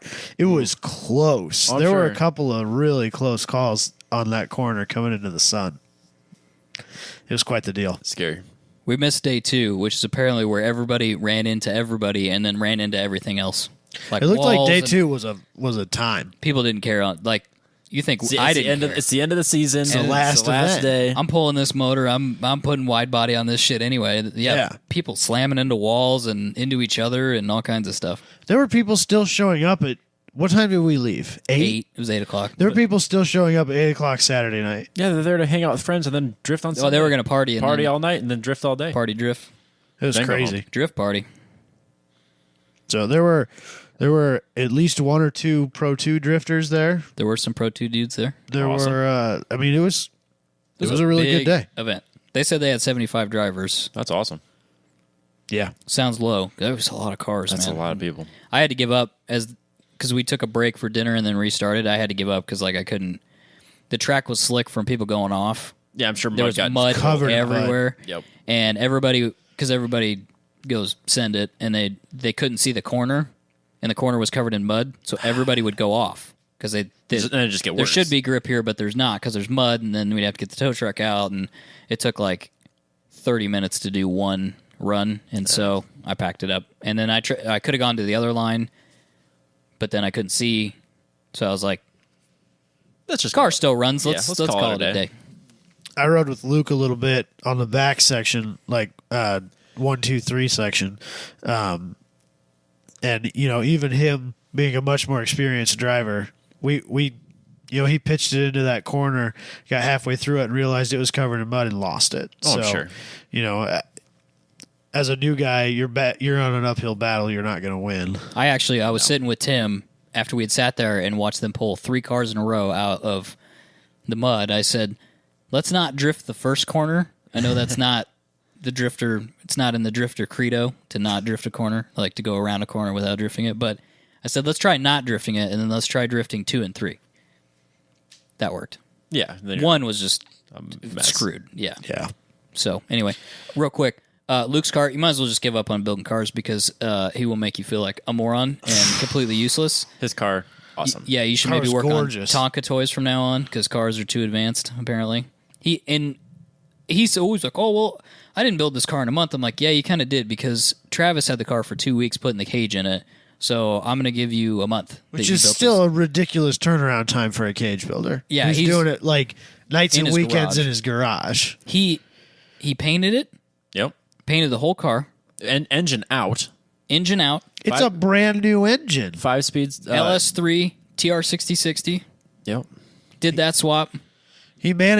He got really lucky. He managed to find, apparently there was a very limited number of GXP G8s that came to the States with manual transmissions. Oh, and he nice. managed to find on eBay somebody who was selling the motor and trans with the wiring harness out of one of those wrecked. Oh, that would have been perfect. Because he was like, I don't know how I would have. He said, if I wouldn't have gotten that, I probably wouldn't have been able to do it in this time frame. I did wonder how he did that so quickly.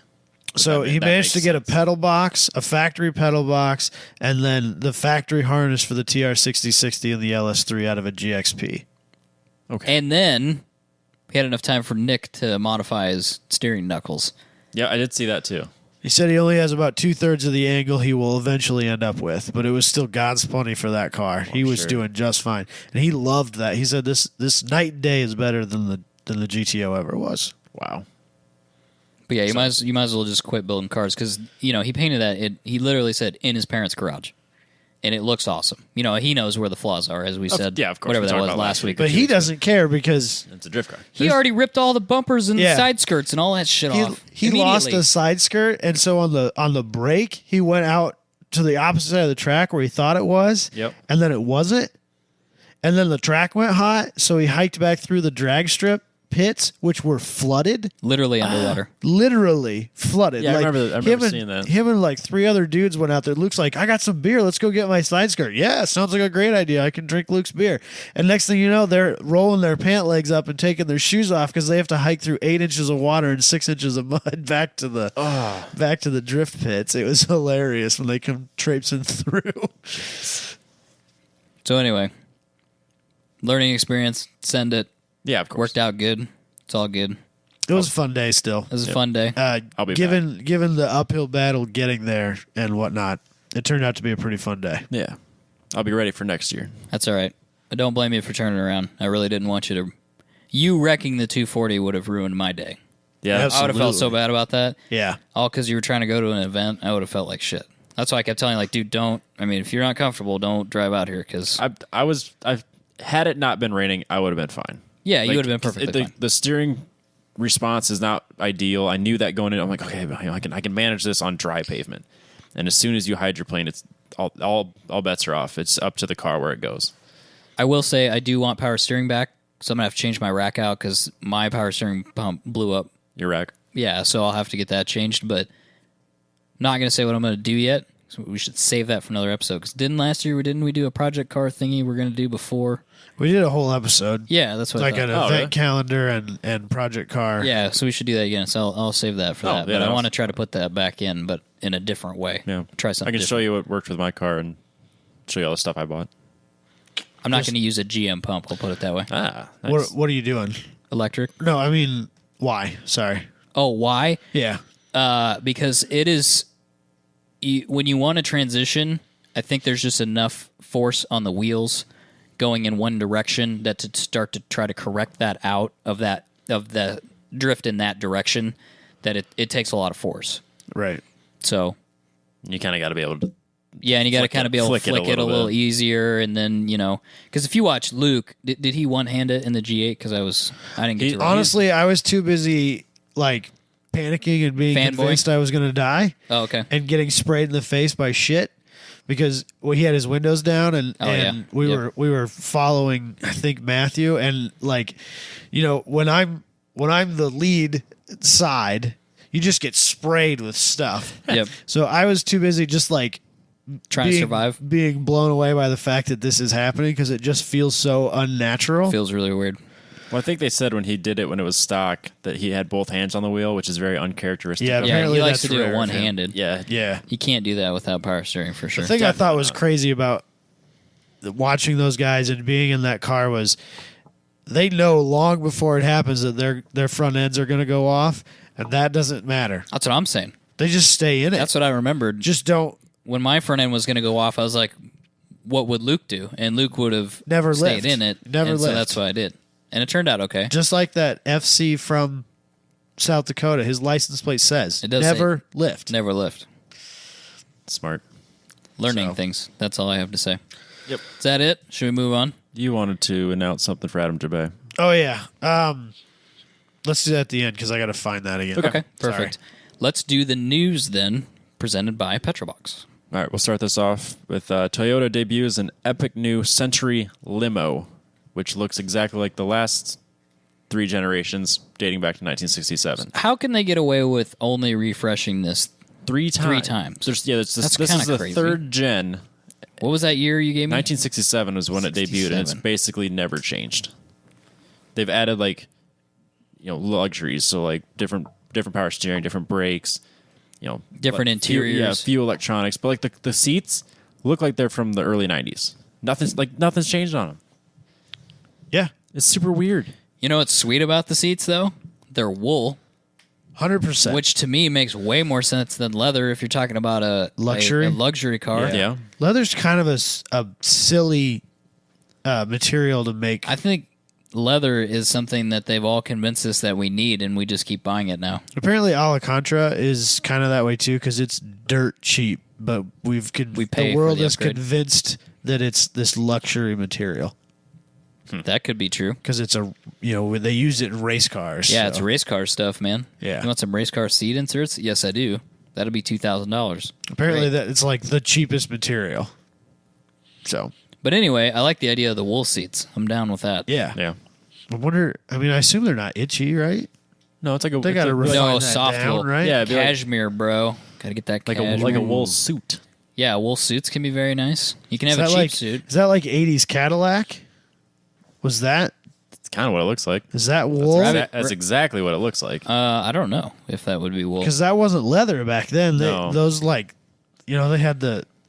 I always thought it was kind of velvety. Yep. It's velour, isn't it? Velour. Is that? I don't know what. I don't know what velour is. I think velour is like a nylon material. I think don't it's know a my man-made materials. material. Maybe it's a synthetic wool. I type think maybe of it's synthetic. situation. I don't know. But it's a limo, and you can prop your feet up on the back seats. Have like footrests, or front seats have footrests for the back seats. Right. It's kind of like a Rolls Royce. The outside kind of looks like a Rolls Royce. I think that's exactly what it's supposed to be competing with. Yeah, like a presidential Right. luxury. It's your rich Japanese businessman who's being chauffeured to his office building downtown. We don't get them here though. No, and We're they not used to gonna have Never have. V12s, and now they've updated it to a V8 to be more fuel economic. Right. Which rich people don't care about. No, but it's funny that they pick a V8 to be like, yeah, we're going to be more Economical. We're going to go with a V8, 5 liters. Thanks. It's technically a hybrid, though. We should V12 swap things with the old Toyota motor. I wonder how hard that would be. So I learned that the XJS, the Jag, the two-door Jag, Yeah. uses a GM turbohydromatic transmission.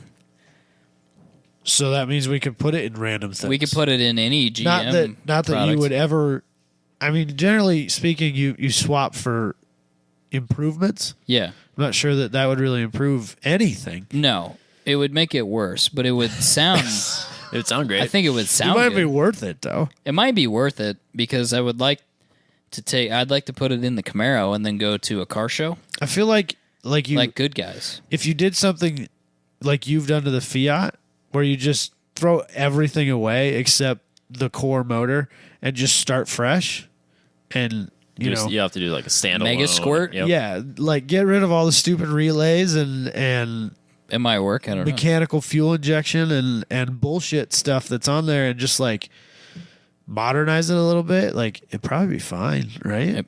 I don't know. It'd be fun when it worked. There's only one way to find out. There is only one way to find out. The only problem is XJSs aren't that cheap. They aren't anymore because they used to be like, Well, please someone take this from me. yeah, but I don't want that one. I want one that runs so that I've got a point to start on. Point to start on. Like this one Well, works. so- Okay, great. Thanks. So you could V8 swap the XJS And then sell it and then sell it to fund the to V12 fund the swap V12 in the because Camaro. you'll have a vehicle that you had to take a V8 out of So I could put the V8 from the Camaro in to the Jag, Jag. and then put the V12 from the Jag Into the the Camaro. Camaro. Yeah.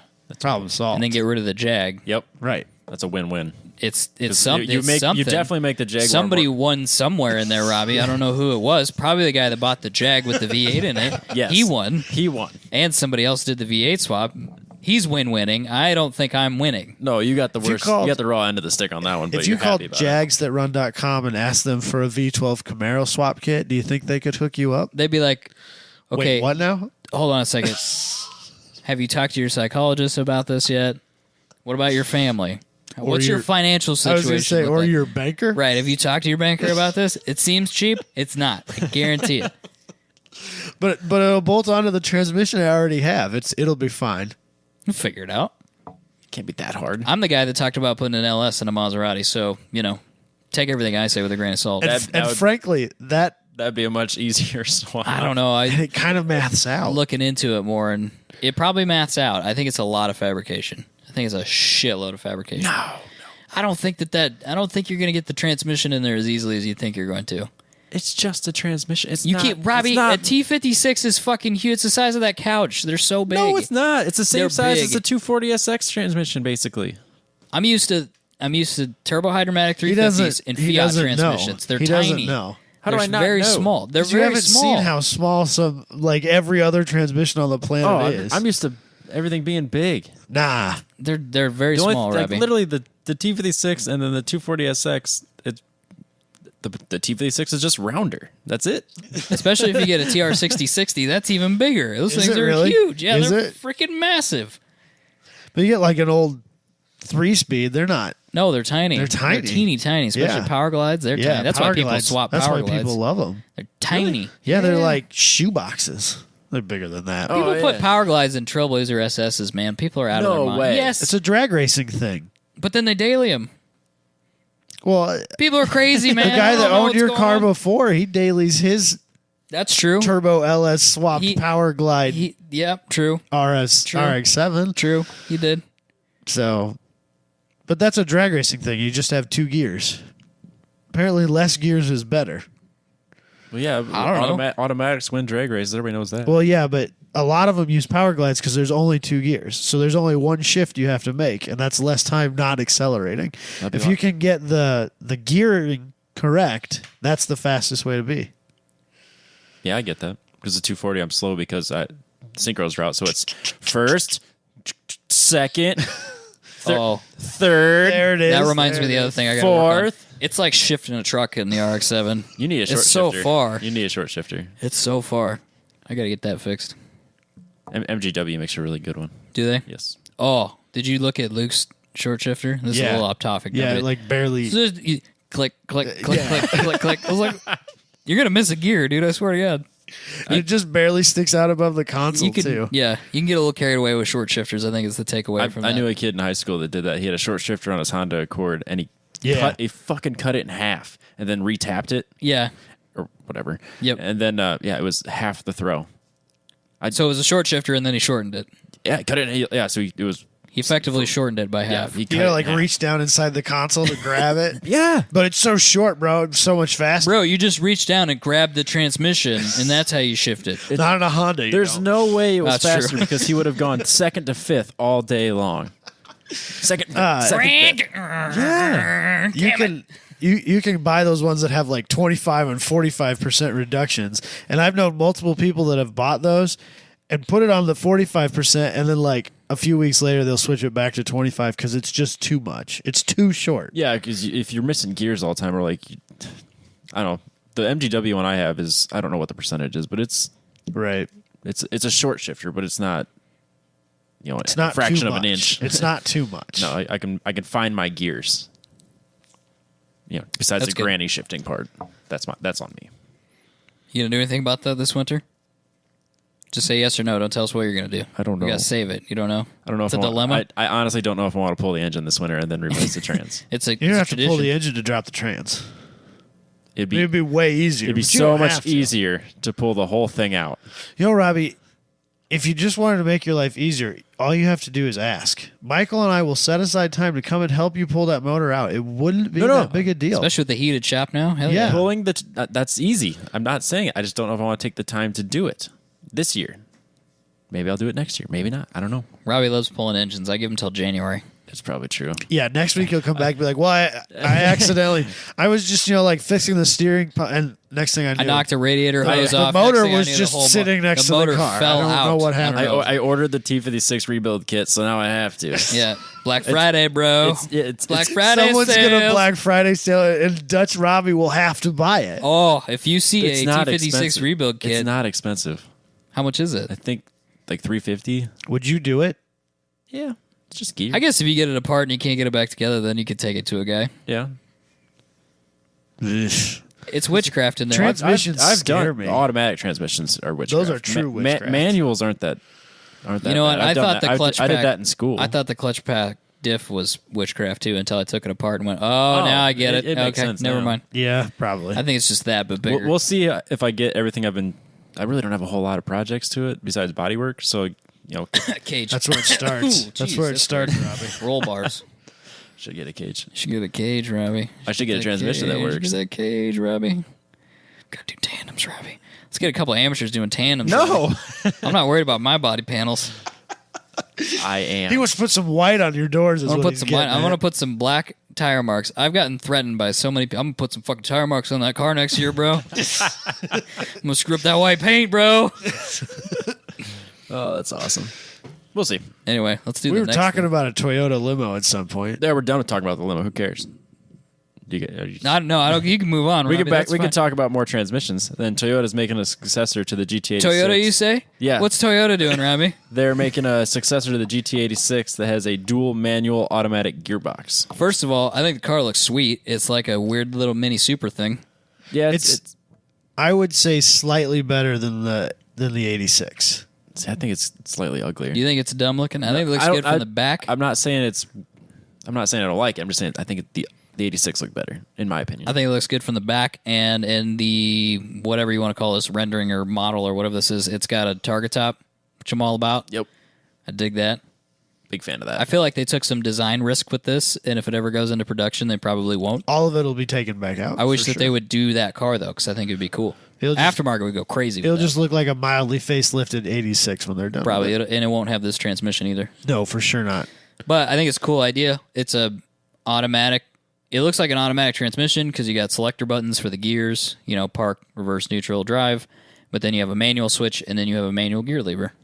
Yep. No clutch. So I mean, you just put it in manual mode, and then instead of bump shifting, you're actually working through the. Is H that what pattern. it is? It's just an H pattern automatic. Mm-hmm. But you think, Okay. with all the technology that we have, I've always wondered why nobody has made a automatic transmission car that has a manual shift. That's basically what this right. is. That's what this is. But they could Well, add. that's what they paddle could add a shift- that's what- clutch yeah, that's- pedal in air quotes, where there's some sort of lockout where you can't change the gear unless you press the clutch or what. Yeah. There could be something. I just wonder why nobody's done it. I don't think there's a demand. I don't think that the time they would spend in engineering and the money they would spend in engineering would never be recouped. I think that's fair.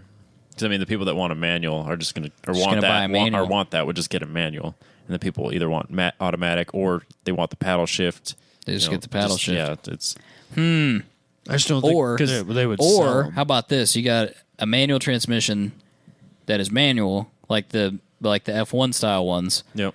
and it's got a gear shift and it's got a manual clutch, but there is an automatic mode where it will clutch and shift for you. Like How about that? taking like Toyota's old Go the other way. Yeah, take Toyota's technology where they had I think it was like hydraulically driven, so you didn't have to use the clutch. Yeah, you didn't have to use the clutch, but it would shift for you. Yeah.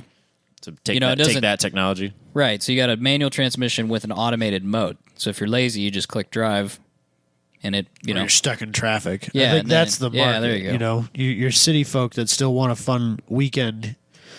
Canyons car. But I feel like in that scenario, you could make one transmission. Yeah, It's just the one transmission. right, Yeah, We just make this one. You want a manual? Great. Press that button. right. Perfect. Or you could get the glorious 7-speed Corvette transmission from the 80s that Adam hates. It doesn't make any sense. He hates it. explain It's it to me. witchcraft. So it's a 4-speed. silliness. It's a T10 Borg Warner, I think it is. Who Came made in the those T10s. C4 Corvette. You get 4 speeds, and then when you get into 4th, you're on the highway. You do your pull up the on ramp, Robbie. All right, Yeah, stick 1, 2, with me 3, here. 4. You're coming up the on ramp. Well, yeah, not that unless you yeah. added. There's no So then you get to 4th, right? Sorry, I'm not good with my V8 noises. You gotta get better at 4th. that. I don't have anything to reference. If you swapped your S10 like everybody keeps telling Swap you the to do, S10, you would get this. put the LS4 in the Omni. Once you get to 4th gear, Yes. there's a little button, and if it's engaged, there's 3 more gears. What? Yeah, It's like an automatic overdrive. It's an overdrive. It does. It does So it on instead its of own. okay, Robbie, when you're in the 240, Yep. how many gears do you use? I mean, if you're driving When it you're around, driving it hard, if you're driving it around, going on the highway and stuff, do you skip 5th? Do you need 5th? The problem is 5th is the worst synchro.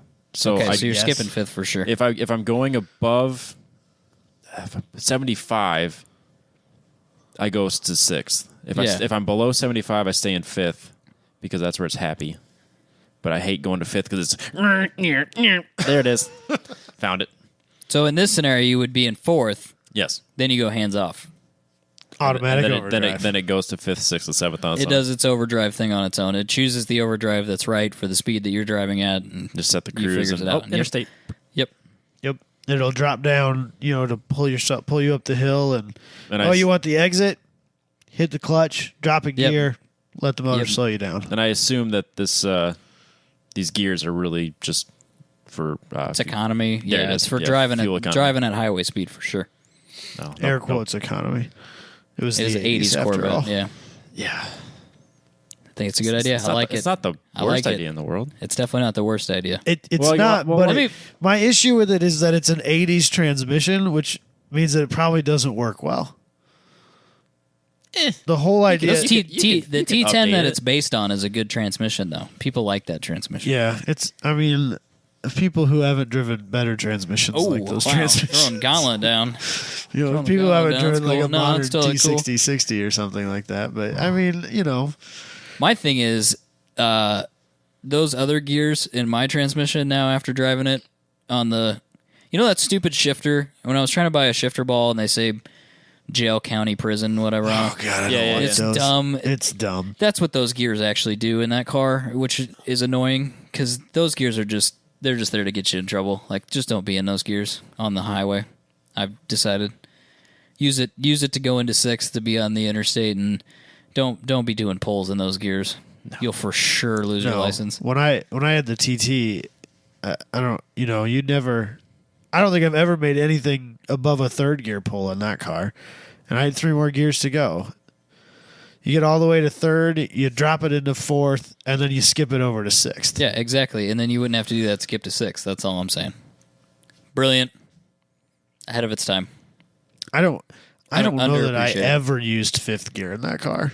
Well, I did, but very rarely. So anyway, is there anything else to say about this Toyota? I think it looks cool. Would you buy this? If this was the only option, I can see why people would buy it. But say they have an automatic this and a manual transmission. Yeah. Do you really think this one's going to sell? Well, not with all those options, no. I would not buy that, or I would not buy an automatic transmission car if that was an option. Oh yeah. If it was this or auto. Well, so if I had a manual or that or an auto, I think the take rate on the auto will be very low. Yes. But I think the take rate on the manual would probably still suck as well. See, I'd 100% take the manual. But yeah, I think we're weird though, because we're in that 2% of the world that takes manuals. Bro, you can't clutch kick this. So Right. How are you gonna drift this? I'm out of here. I'm out of here on this shit. Nonsense. But If it was what I said, which was the automated, it's a manual, but it automates itself. with a clutch, Oh, I'd be down for sure. 100%. because then you can drift it, bro. Well, it could drift it, but also if you're just driving around town, you could, you're in the mood, right? You want to get on it. Yeah. You That's the dream right You there. can do that, and then when you drive down 235 and people are texting and they're all running into each other and causing a traffic jam, you can just put it in drive and That is the focus dream. focus on dodging all of them. focus on watching out for people that are texting and running into each other. It dawned on me today that I really, really miss shifting, and I'm super bored driving around. Everything you got is automatic now, isn't it? Well, if he Everything I own that runs. It's there you go. automatic. Yeah, if he 5.3 Yeah, boy. swaps his S10, he could have a manual. I have to get a different transmission. Bro, no, you don't. What you need, let me tell you about this. You need to find a 1500 work truck with a 4.8 and a T5. Boom. That's a different transmission. But Well, they it give comes those away. together. It Yeah. comes together. Yeah, you get them for free, but Yeah, nobody no one wants wants them. 4.8s, dude. We Yeah, could buy just- that whole setup. Nobody wants T5s either. We could buy that whole setup for like Apparently, you $600. drifters are ruining this 4.8 thing for us, because I heard multiple people talking about taking the 4.8 crank and putting it in a 5.3 and making a de-stroked LS. I was walking around telling people they should de-stroke stuff all weekend. That's all you do. You just walk around and shit talk everybody all day long. I literally, some guy was talking to me with the rotary, and I said, "What'd you say, brap brap?" And then that's all you do. You just walk around and shit talk each other all day. There were two of them that were had gotten off the racetrack and were driving down the road, Yeah. like going to a gas station or something. And one of them made like a drag or like a racer flyby of the other guy. I've never heard so much shit talking in my life. Like, are they doing 35 miles an hour? Like stupid shit. I think the guy that was shit talking him was Chris with the red rotary. Because Dude, he had that thing wrapped the fuck out. Like, But he wasn't moving that fast. well, I mean, from a distance, he could have been doing 70, I'm 75, but from a distance, he looks like he's Standing crawling. Especially when the other. It was, oh, man. Are they doing 35 miles an hour? Shit, bro. You better shit, watch out. Shit. Calm down, Fast and Furious. It gets wild, Robbie. It was an interesting Shit night. talk's crazy. Anyway, Let's get back to our Toyota news. what's next, Robbie? Lexus, you say, Robbie? Is that on Toyota my- cast. Can anybody tell that it was a slow news week? It was the worst news week Everybody of all can time. tell. It was the worst news week we've ever had. right. It was terrible. Anyway, what did Toyota do, So Robbie? Lexus makes this ridiculous and lofty claims about their new paint, which is a blue that took them 15 years to develop. Didn't they say this is a blue no one's ever seen before? Weren't they making... They said that this blue reflects blue almost 100%. Like, so a typical car, when the sun hits it and the light rays reflect, it reflects 50% blue. This supposedly reflects almost 100% blue So this is the bluest blue you can blue. of this shade, apparently. And I think, like, the pictures, like, if you watch a video of it, when the sun hits it, it totally changes the way it looks. Yeah. It's like it looks kind of flat in some spots when the shade's just right. It looks really kind of just like someone took a paintbrush and just blue. That's it. This is blue. And then other times when you get it under light, it looks really like iridescent. Pearly. Yeah, almost. And it just looks really good. And I think this is a paint that you can only appreciate in person. Oh, for sure. Pictures will The never pictures didn't look that amazing. No, pictures won't do it justice. It's not going to shine right. It's because your camera's not going to pick up on the 100% reflection that they're claiming. The crazy thing was when they proposed this, didn't it? The first shot they took at it was 40 coats of paint. I didn't see that. Yeah, it was something like 40 different coats of paint, like different colors, different series of paint to try to get the color right. That would suck to have to repaint that. It's going to be so expensive. Talk Like, about never getting it to match. do you remember like those Mystic Purple Mustangs? That Yes. chameleon color? That's going to be this deal. Like you get a fender bender, you can't just replace the front Total. fender. You have to total you gotta the car. paint the car. You're going to have to total the car. Cause And there's not many of them. They're only making a handful of these. They're special edition. It's the LC 500, Which is their- pretty rad. Yeah, it's a cool looking car. It's fast. It is fast. They couldn't have picked a more boring name. Structural. The LC Blue. Structural Blue Edition. It's very Japanese. No, it's very like construction. Spending like 15 structural years, blue. 15 years on a paint color is Japanese. Did you get a price? No. That LC the is car. expensive. The car is $100,000. Yeah, I Yeah. want to know what that paint option costs you above and beyond. I don't even know if you could find it. If Yeah, you it looked wasn't for listed in either of the two articles I looked at. But Yeah, it would. I don't know. I don't know if it's I know worth it. I know what like mildly fancy paint jobs already cost. I can't imagine what they're going to charge for that. You finding any information over there, Robbie?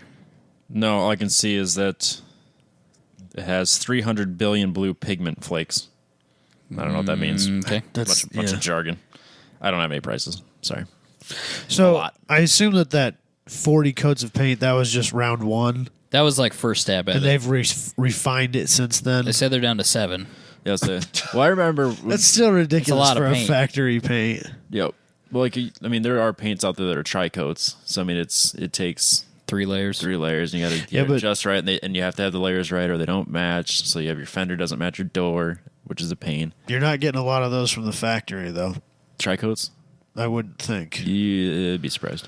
Really? Yeah. I think Cadillac, Yes. there's a lot of tri-coat options. Like, Yeah, like a the handful. pearls. Yep. A lot of the pearls. Yeah, they call that a tri-coat. I used to know this a lot better, so I'm sure Josh is going to call me and be like, dude, you're such a dumbass. It's this car with these codes, and it's only, whatever, but People do that every week, so that's not, yeah, it doesn't that's matter. not different. I'm a dumbass. That's what the every week. group's for. No, these are what phone calls are for. I've decided that I'm going to take, I don't know when, but I have a renewed interest in paint because apparently, Luke made it look so easy, and then Dan painted that drift car with that crazy flake in his garage, and so now I'm I need an air going compressor. to take another stab at it, I think. I think what the secret is any place that you mess up, you just cover with vinyl. Oh, you put you a get like sticker on some it? crazy anime like livery going. Yeah. And you just make sure that covers any places you When your fucked up. vinyl guy comes to scan your Yeah. car, you're like, hey, bro, we got I need this spot this, right this, here. and this to be covered up for sure. Oh, okay. Oh, yeah, All right, I that's got you. good to Don't worry know. about it. That's good to know. I didn't realize that. Yeah. That's Yeah. the secret. I did get some of my samples from China for vinyl. Oh, yeah. So like I'm just Oh, that's right. toying You're with gonna- you're ideas. Wrap that bad I boy, might. aren't you? I do like painting, but I think I'm probably just gonna wrap it. But I ordered a what is it? Satin chrome blue, and I ordered it from like these, eBay. Just like here's a $1 sample, and they come straight from China, so it takes like 4 weeks to get here. The first one was a really metallic one, so it's almost like a lowrider glitter color. Do it. Do it, Robbie. Do it. I don't like it. Damn it. It would look bad. It looked terrible. And then the one that came in today was a satin chrome blue. It looks pretty good. It was just kind of funny that I paid pennies for it. And I'm like, okay, this is going to be a cheap vinyl, Chinese knockoff. It shows up. And I look at the back. Vivid vinyl. So whoever, it's the same company that's making it in China that's shipping it to Vivid is also wholesaling it on eBay. So just kind of funny I'm that sure like that happens all a the time. third of the price, and you just have to wait like a month for it. Robbie's all about that buying shit off eBay. He's always been that way. Always have. Robbie's like obsessed with eBay. I'm not obsessed, but that's where I get my shit. I'm into buying car parts off Amazon. I know I said that before, but like know, my yeah. spacers, those came from Amazon. See, both my spacers are coming off eBay. I don't know what it is. It's the 2-day shipping on Amazon for sure. No, I don't have that anymore. Oh, you don't have Plus, if I get it Amazon from Prime? China for like $3, it takes like 4 weeks. Yeah, to get I'm not real big on that because I- I forget about it. Yeah, I'm I- like, what is this shit? I didn't. I only do it on I stuff. don't even care anymore. See, I only do it on stuff I don't need right away. So like, I might wrap it, so I'm just ordering samples. I'm like, okay, well, if I like one, maybe I'll pull the trigger. I assume when you say I might wrap it, you mean I'll pay somebody to wrap it. Nah, No, son. I'm gonna learn. You're gonna try and do it We yourself. ain't got none of this. We ain't got none of that time for this shit on this podcast. How often do I pay someone to do stuff for me? I didn't. Never. I didn't know. Except like tuning that I don't have the education to do it. I pay someone to do it. Alignments. I was paying people to do that. That's going to end as soon as I get my quick trick. What else? I had Josh paint before, so he did my paint. That's the buddy though. You didn't pay that. I mean, you I might paid have him paid, with I paid him with my friendship, which is worth Which is a friendship is lot very of- valuable. which is really bad for him. Very valuable. That poor guy. It's very valuable. But I mean, really, I don't like having other people do work for me, so I want to learn how to do everything. This podcast for me has turned into, I'm just going to take that apart Yeah. and then figure it out when I get there. We could film it and be like, hey, watch Robbie fuck up at trying to final wrap this car. Final wrap the car. Just watch him throw away an entire Bro, roll we'll of start paint. with the hood. We'll No, start with the no, hood. no. Why wouldn't you start That's with the the hood? easiest part. That hood's going to be gone. Oh, that's right. Oh, we won't have a hood to wrap. I forgot. I want it to be carbon Black fiber. Friday. Deck lid. Deck lid for sure. Is Yeah, that going? for sure. Oh, okay.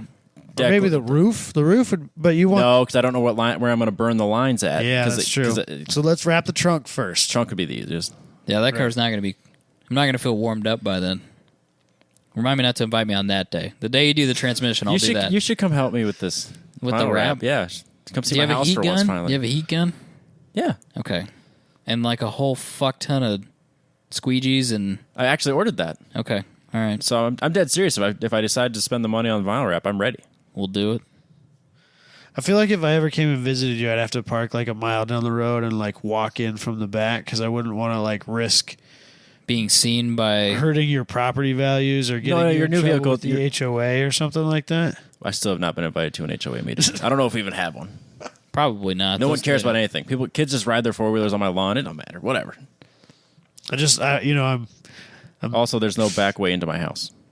I like take the rowboat across the pond or something. I don't know. What It that seems is. conspicuous. You could do that, but you'd People, probably you'd have to go through somebody else's yard. some like the neighbor's guard dog will come get you. Who is this guy? Fuck. Is that it for Toyota news this week? Yes, On Toyota Cast. Toyota Cast. Cast. Don't forget, guys, go to Petrolbox. That's mypetrolbox.com and check out what they have to offer. If you enter the code TENTENTHS at checkout, you'll get $7 off your first box. They're still giving away the 1-year free subscription. So if you go to Petrolbox on Facebook or I believe it's at my.petrolbox on Instagram, find the post where there's going to be a post specifically about giving away the 1-year subscription. If you click on that, there's instructions. Follow those to be entered into that.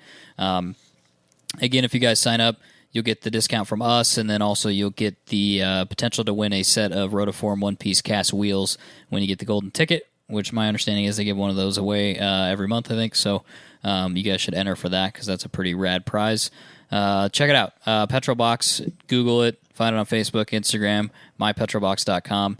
Check out what they have to offer. We got the unboxing on YouTube, so if you're curious what's in the box, you Definitely can see it there. watch that. There's also some details on their website about what's been in previous boxes, so you can kind of get an idea of what it is. But it's a pretty rad thing to get every single month. Where are we at? You guys got plenty of time. You got 2 weeks before they close it down for the month, because they close it at the end of the month, and then you're in the next month. And if you order with our code, I definitely want you to tag us in it and show us what you got. Yeah, definitely. There you go. So, Tag it. fun fact, because we love always talking about getting these things as gifts. There is a give as a gift option. Ooh, there you go. So tell your loved ones and make sure to have them use the code. Or people you don't like, even, just to see if they'll get it. Yeah, for you. I mean, tell everybody. Talk to Tell your friends. your coworkers and stuff. Maybe maybe they'll get That's it a good. to you. That's a. You know what? Actually, that's a good idea, because we talk about not being able to buy gifts for people that like cars. That's a great one. Yep. Because that's There a you go. no, Even that's a up to you. no-brainer. It's just right. here. That's a no-brainer. Let Yep. John and those guys figure it out for you. Absolutely. So there is that option when you check out. Boom. It's that easy. What else, Robbie? Adam Jabay. Right. So real quickly, at Grid Life at Atlanta, there was a bit of an instructor and student accident. And so Adam Jabay reached out to me, asked if we could mention this on the podcast. If you go to GoFundMe.com and search for Dennis's Medical Fund in the search bar, there's one that pops up. Dennis, who was the instructor, was injured. He was, so basically, I wasn't there. Thomas was there. Yeah, So I don't want to make any leaps, but basically, he was in a car. There was it was a beginner session. He was an instructor, and there was an The accident. student lifted off the throttle, seeing the checkered flag. The car, lift off, oversteered, and hit the wall. So he was injured in that. The kid had track insurance, but it won't cover the passenger of the car, even though he was an instructor. And so he's on the hook for the medical bills. So some of his friends have set up a GoFundMe. It would be awesome if people could help out. What was that. the name of it? He said to search one more time. Dennis's Medical Bills. Dennis's Medical Bills. You'll see there's a Honda in the background on a trailer. Yep, It bunch of buddies. was when you searched it, the first one that came up. But if it's moved down the page, you can see him standing there with his buddies and the Honda in the background. I'll share it on our Facebook page so you guys I'll can find it I'll have a easily. screenshot of it on the YouTube video as well. So check that out. Grid Life has done a lot for car culture. I think we should try to help those guys out. That was unfortunate. Freak accident. I mean, how do you plan for that? That's what I was talking to Jabay about. It's like, how do you calculate that risk of being an instructor and having something like that happen to you, especially when that person says that they've got track insurance? So, yep, that's him right there. Okay. So, it's just it's a freak accident. So, if we as a community could come together to help him out, that would be pretty sick. We would hope the same for others. We have such an amazing community when it comes to this type of stuff. Right. I mean, you see all the people at Grid Life. I mean, it's just camaraderie. It's everyone's friend there, and people, unfortunately, I feel like abuse GoFundMe. oh, absolutely. This is one of those scenarios. Some that asshole, fucking- that kid that was trying to get his speeding tickets paid for. Oh, I didn't hear. or about anytime that. It someone doesn't surprise me. wrecks shit their like car that. street racing, it's like, Yeah. oh, I'll pay for my car. Yeah, or like, hey, Yeah. I'm trying to finish my car. Like, okay, Good No. for you. Go Yep. get a job. so are we all. Yep. Yeah. This is a good one. This though. is This is the right way to do this. It's for the right reasons. Let's help somebody out. yeah. Let's get this guy Back on his feet, back get on him his back feet. to work, He'll be all back. that fun stuff. This is the type of guy who'll be back on track, helping Grid Life as soon as he can. I'm pretty sure that this is the guy you rode with in 2016. I bet. Probably. Actually, I think it is. I'm pretty sure he's the one you got a chance to ride with. He had that at- black Honda Civic. Yep. That Gingerman. He was a nice guy. So, There you go. real nice guy. I think that's it for this show, isn't it? I think so. We'll try not to do Toyota news next week. Okay. We spent like 20% of our time in the news talking about the news. Maybe. What are you going to do, though? Slow news week. We talked about other shit. We talked about paint again. It's fine. It's not a Yeah. big deal. It was still fun, I'm sure. People just want longer shows, which is why I'm stalling, because I think we're at like 1:59 right now. I think we got one more. Why do we one more talk minute. so long? One more minute, and we'll be at 2 hours. I could be wrong. I'm not really sure, but we're like right there. So Hooray. anyway, we'll wrap it up. See you guys next week. Peace out.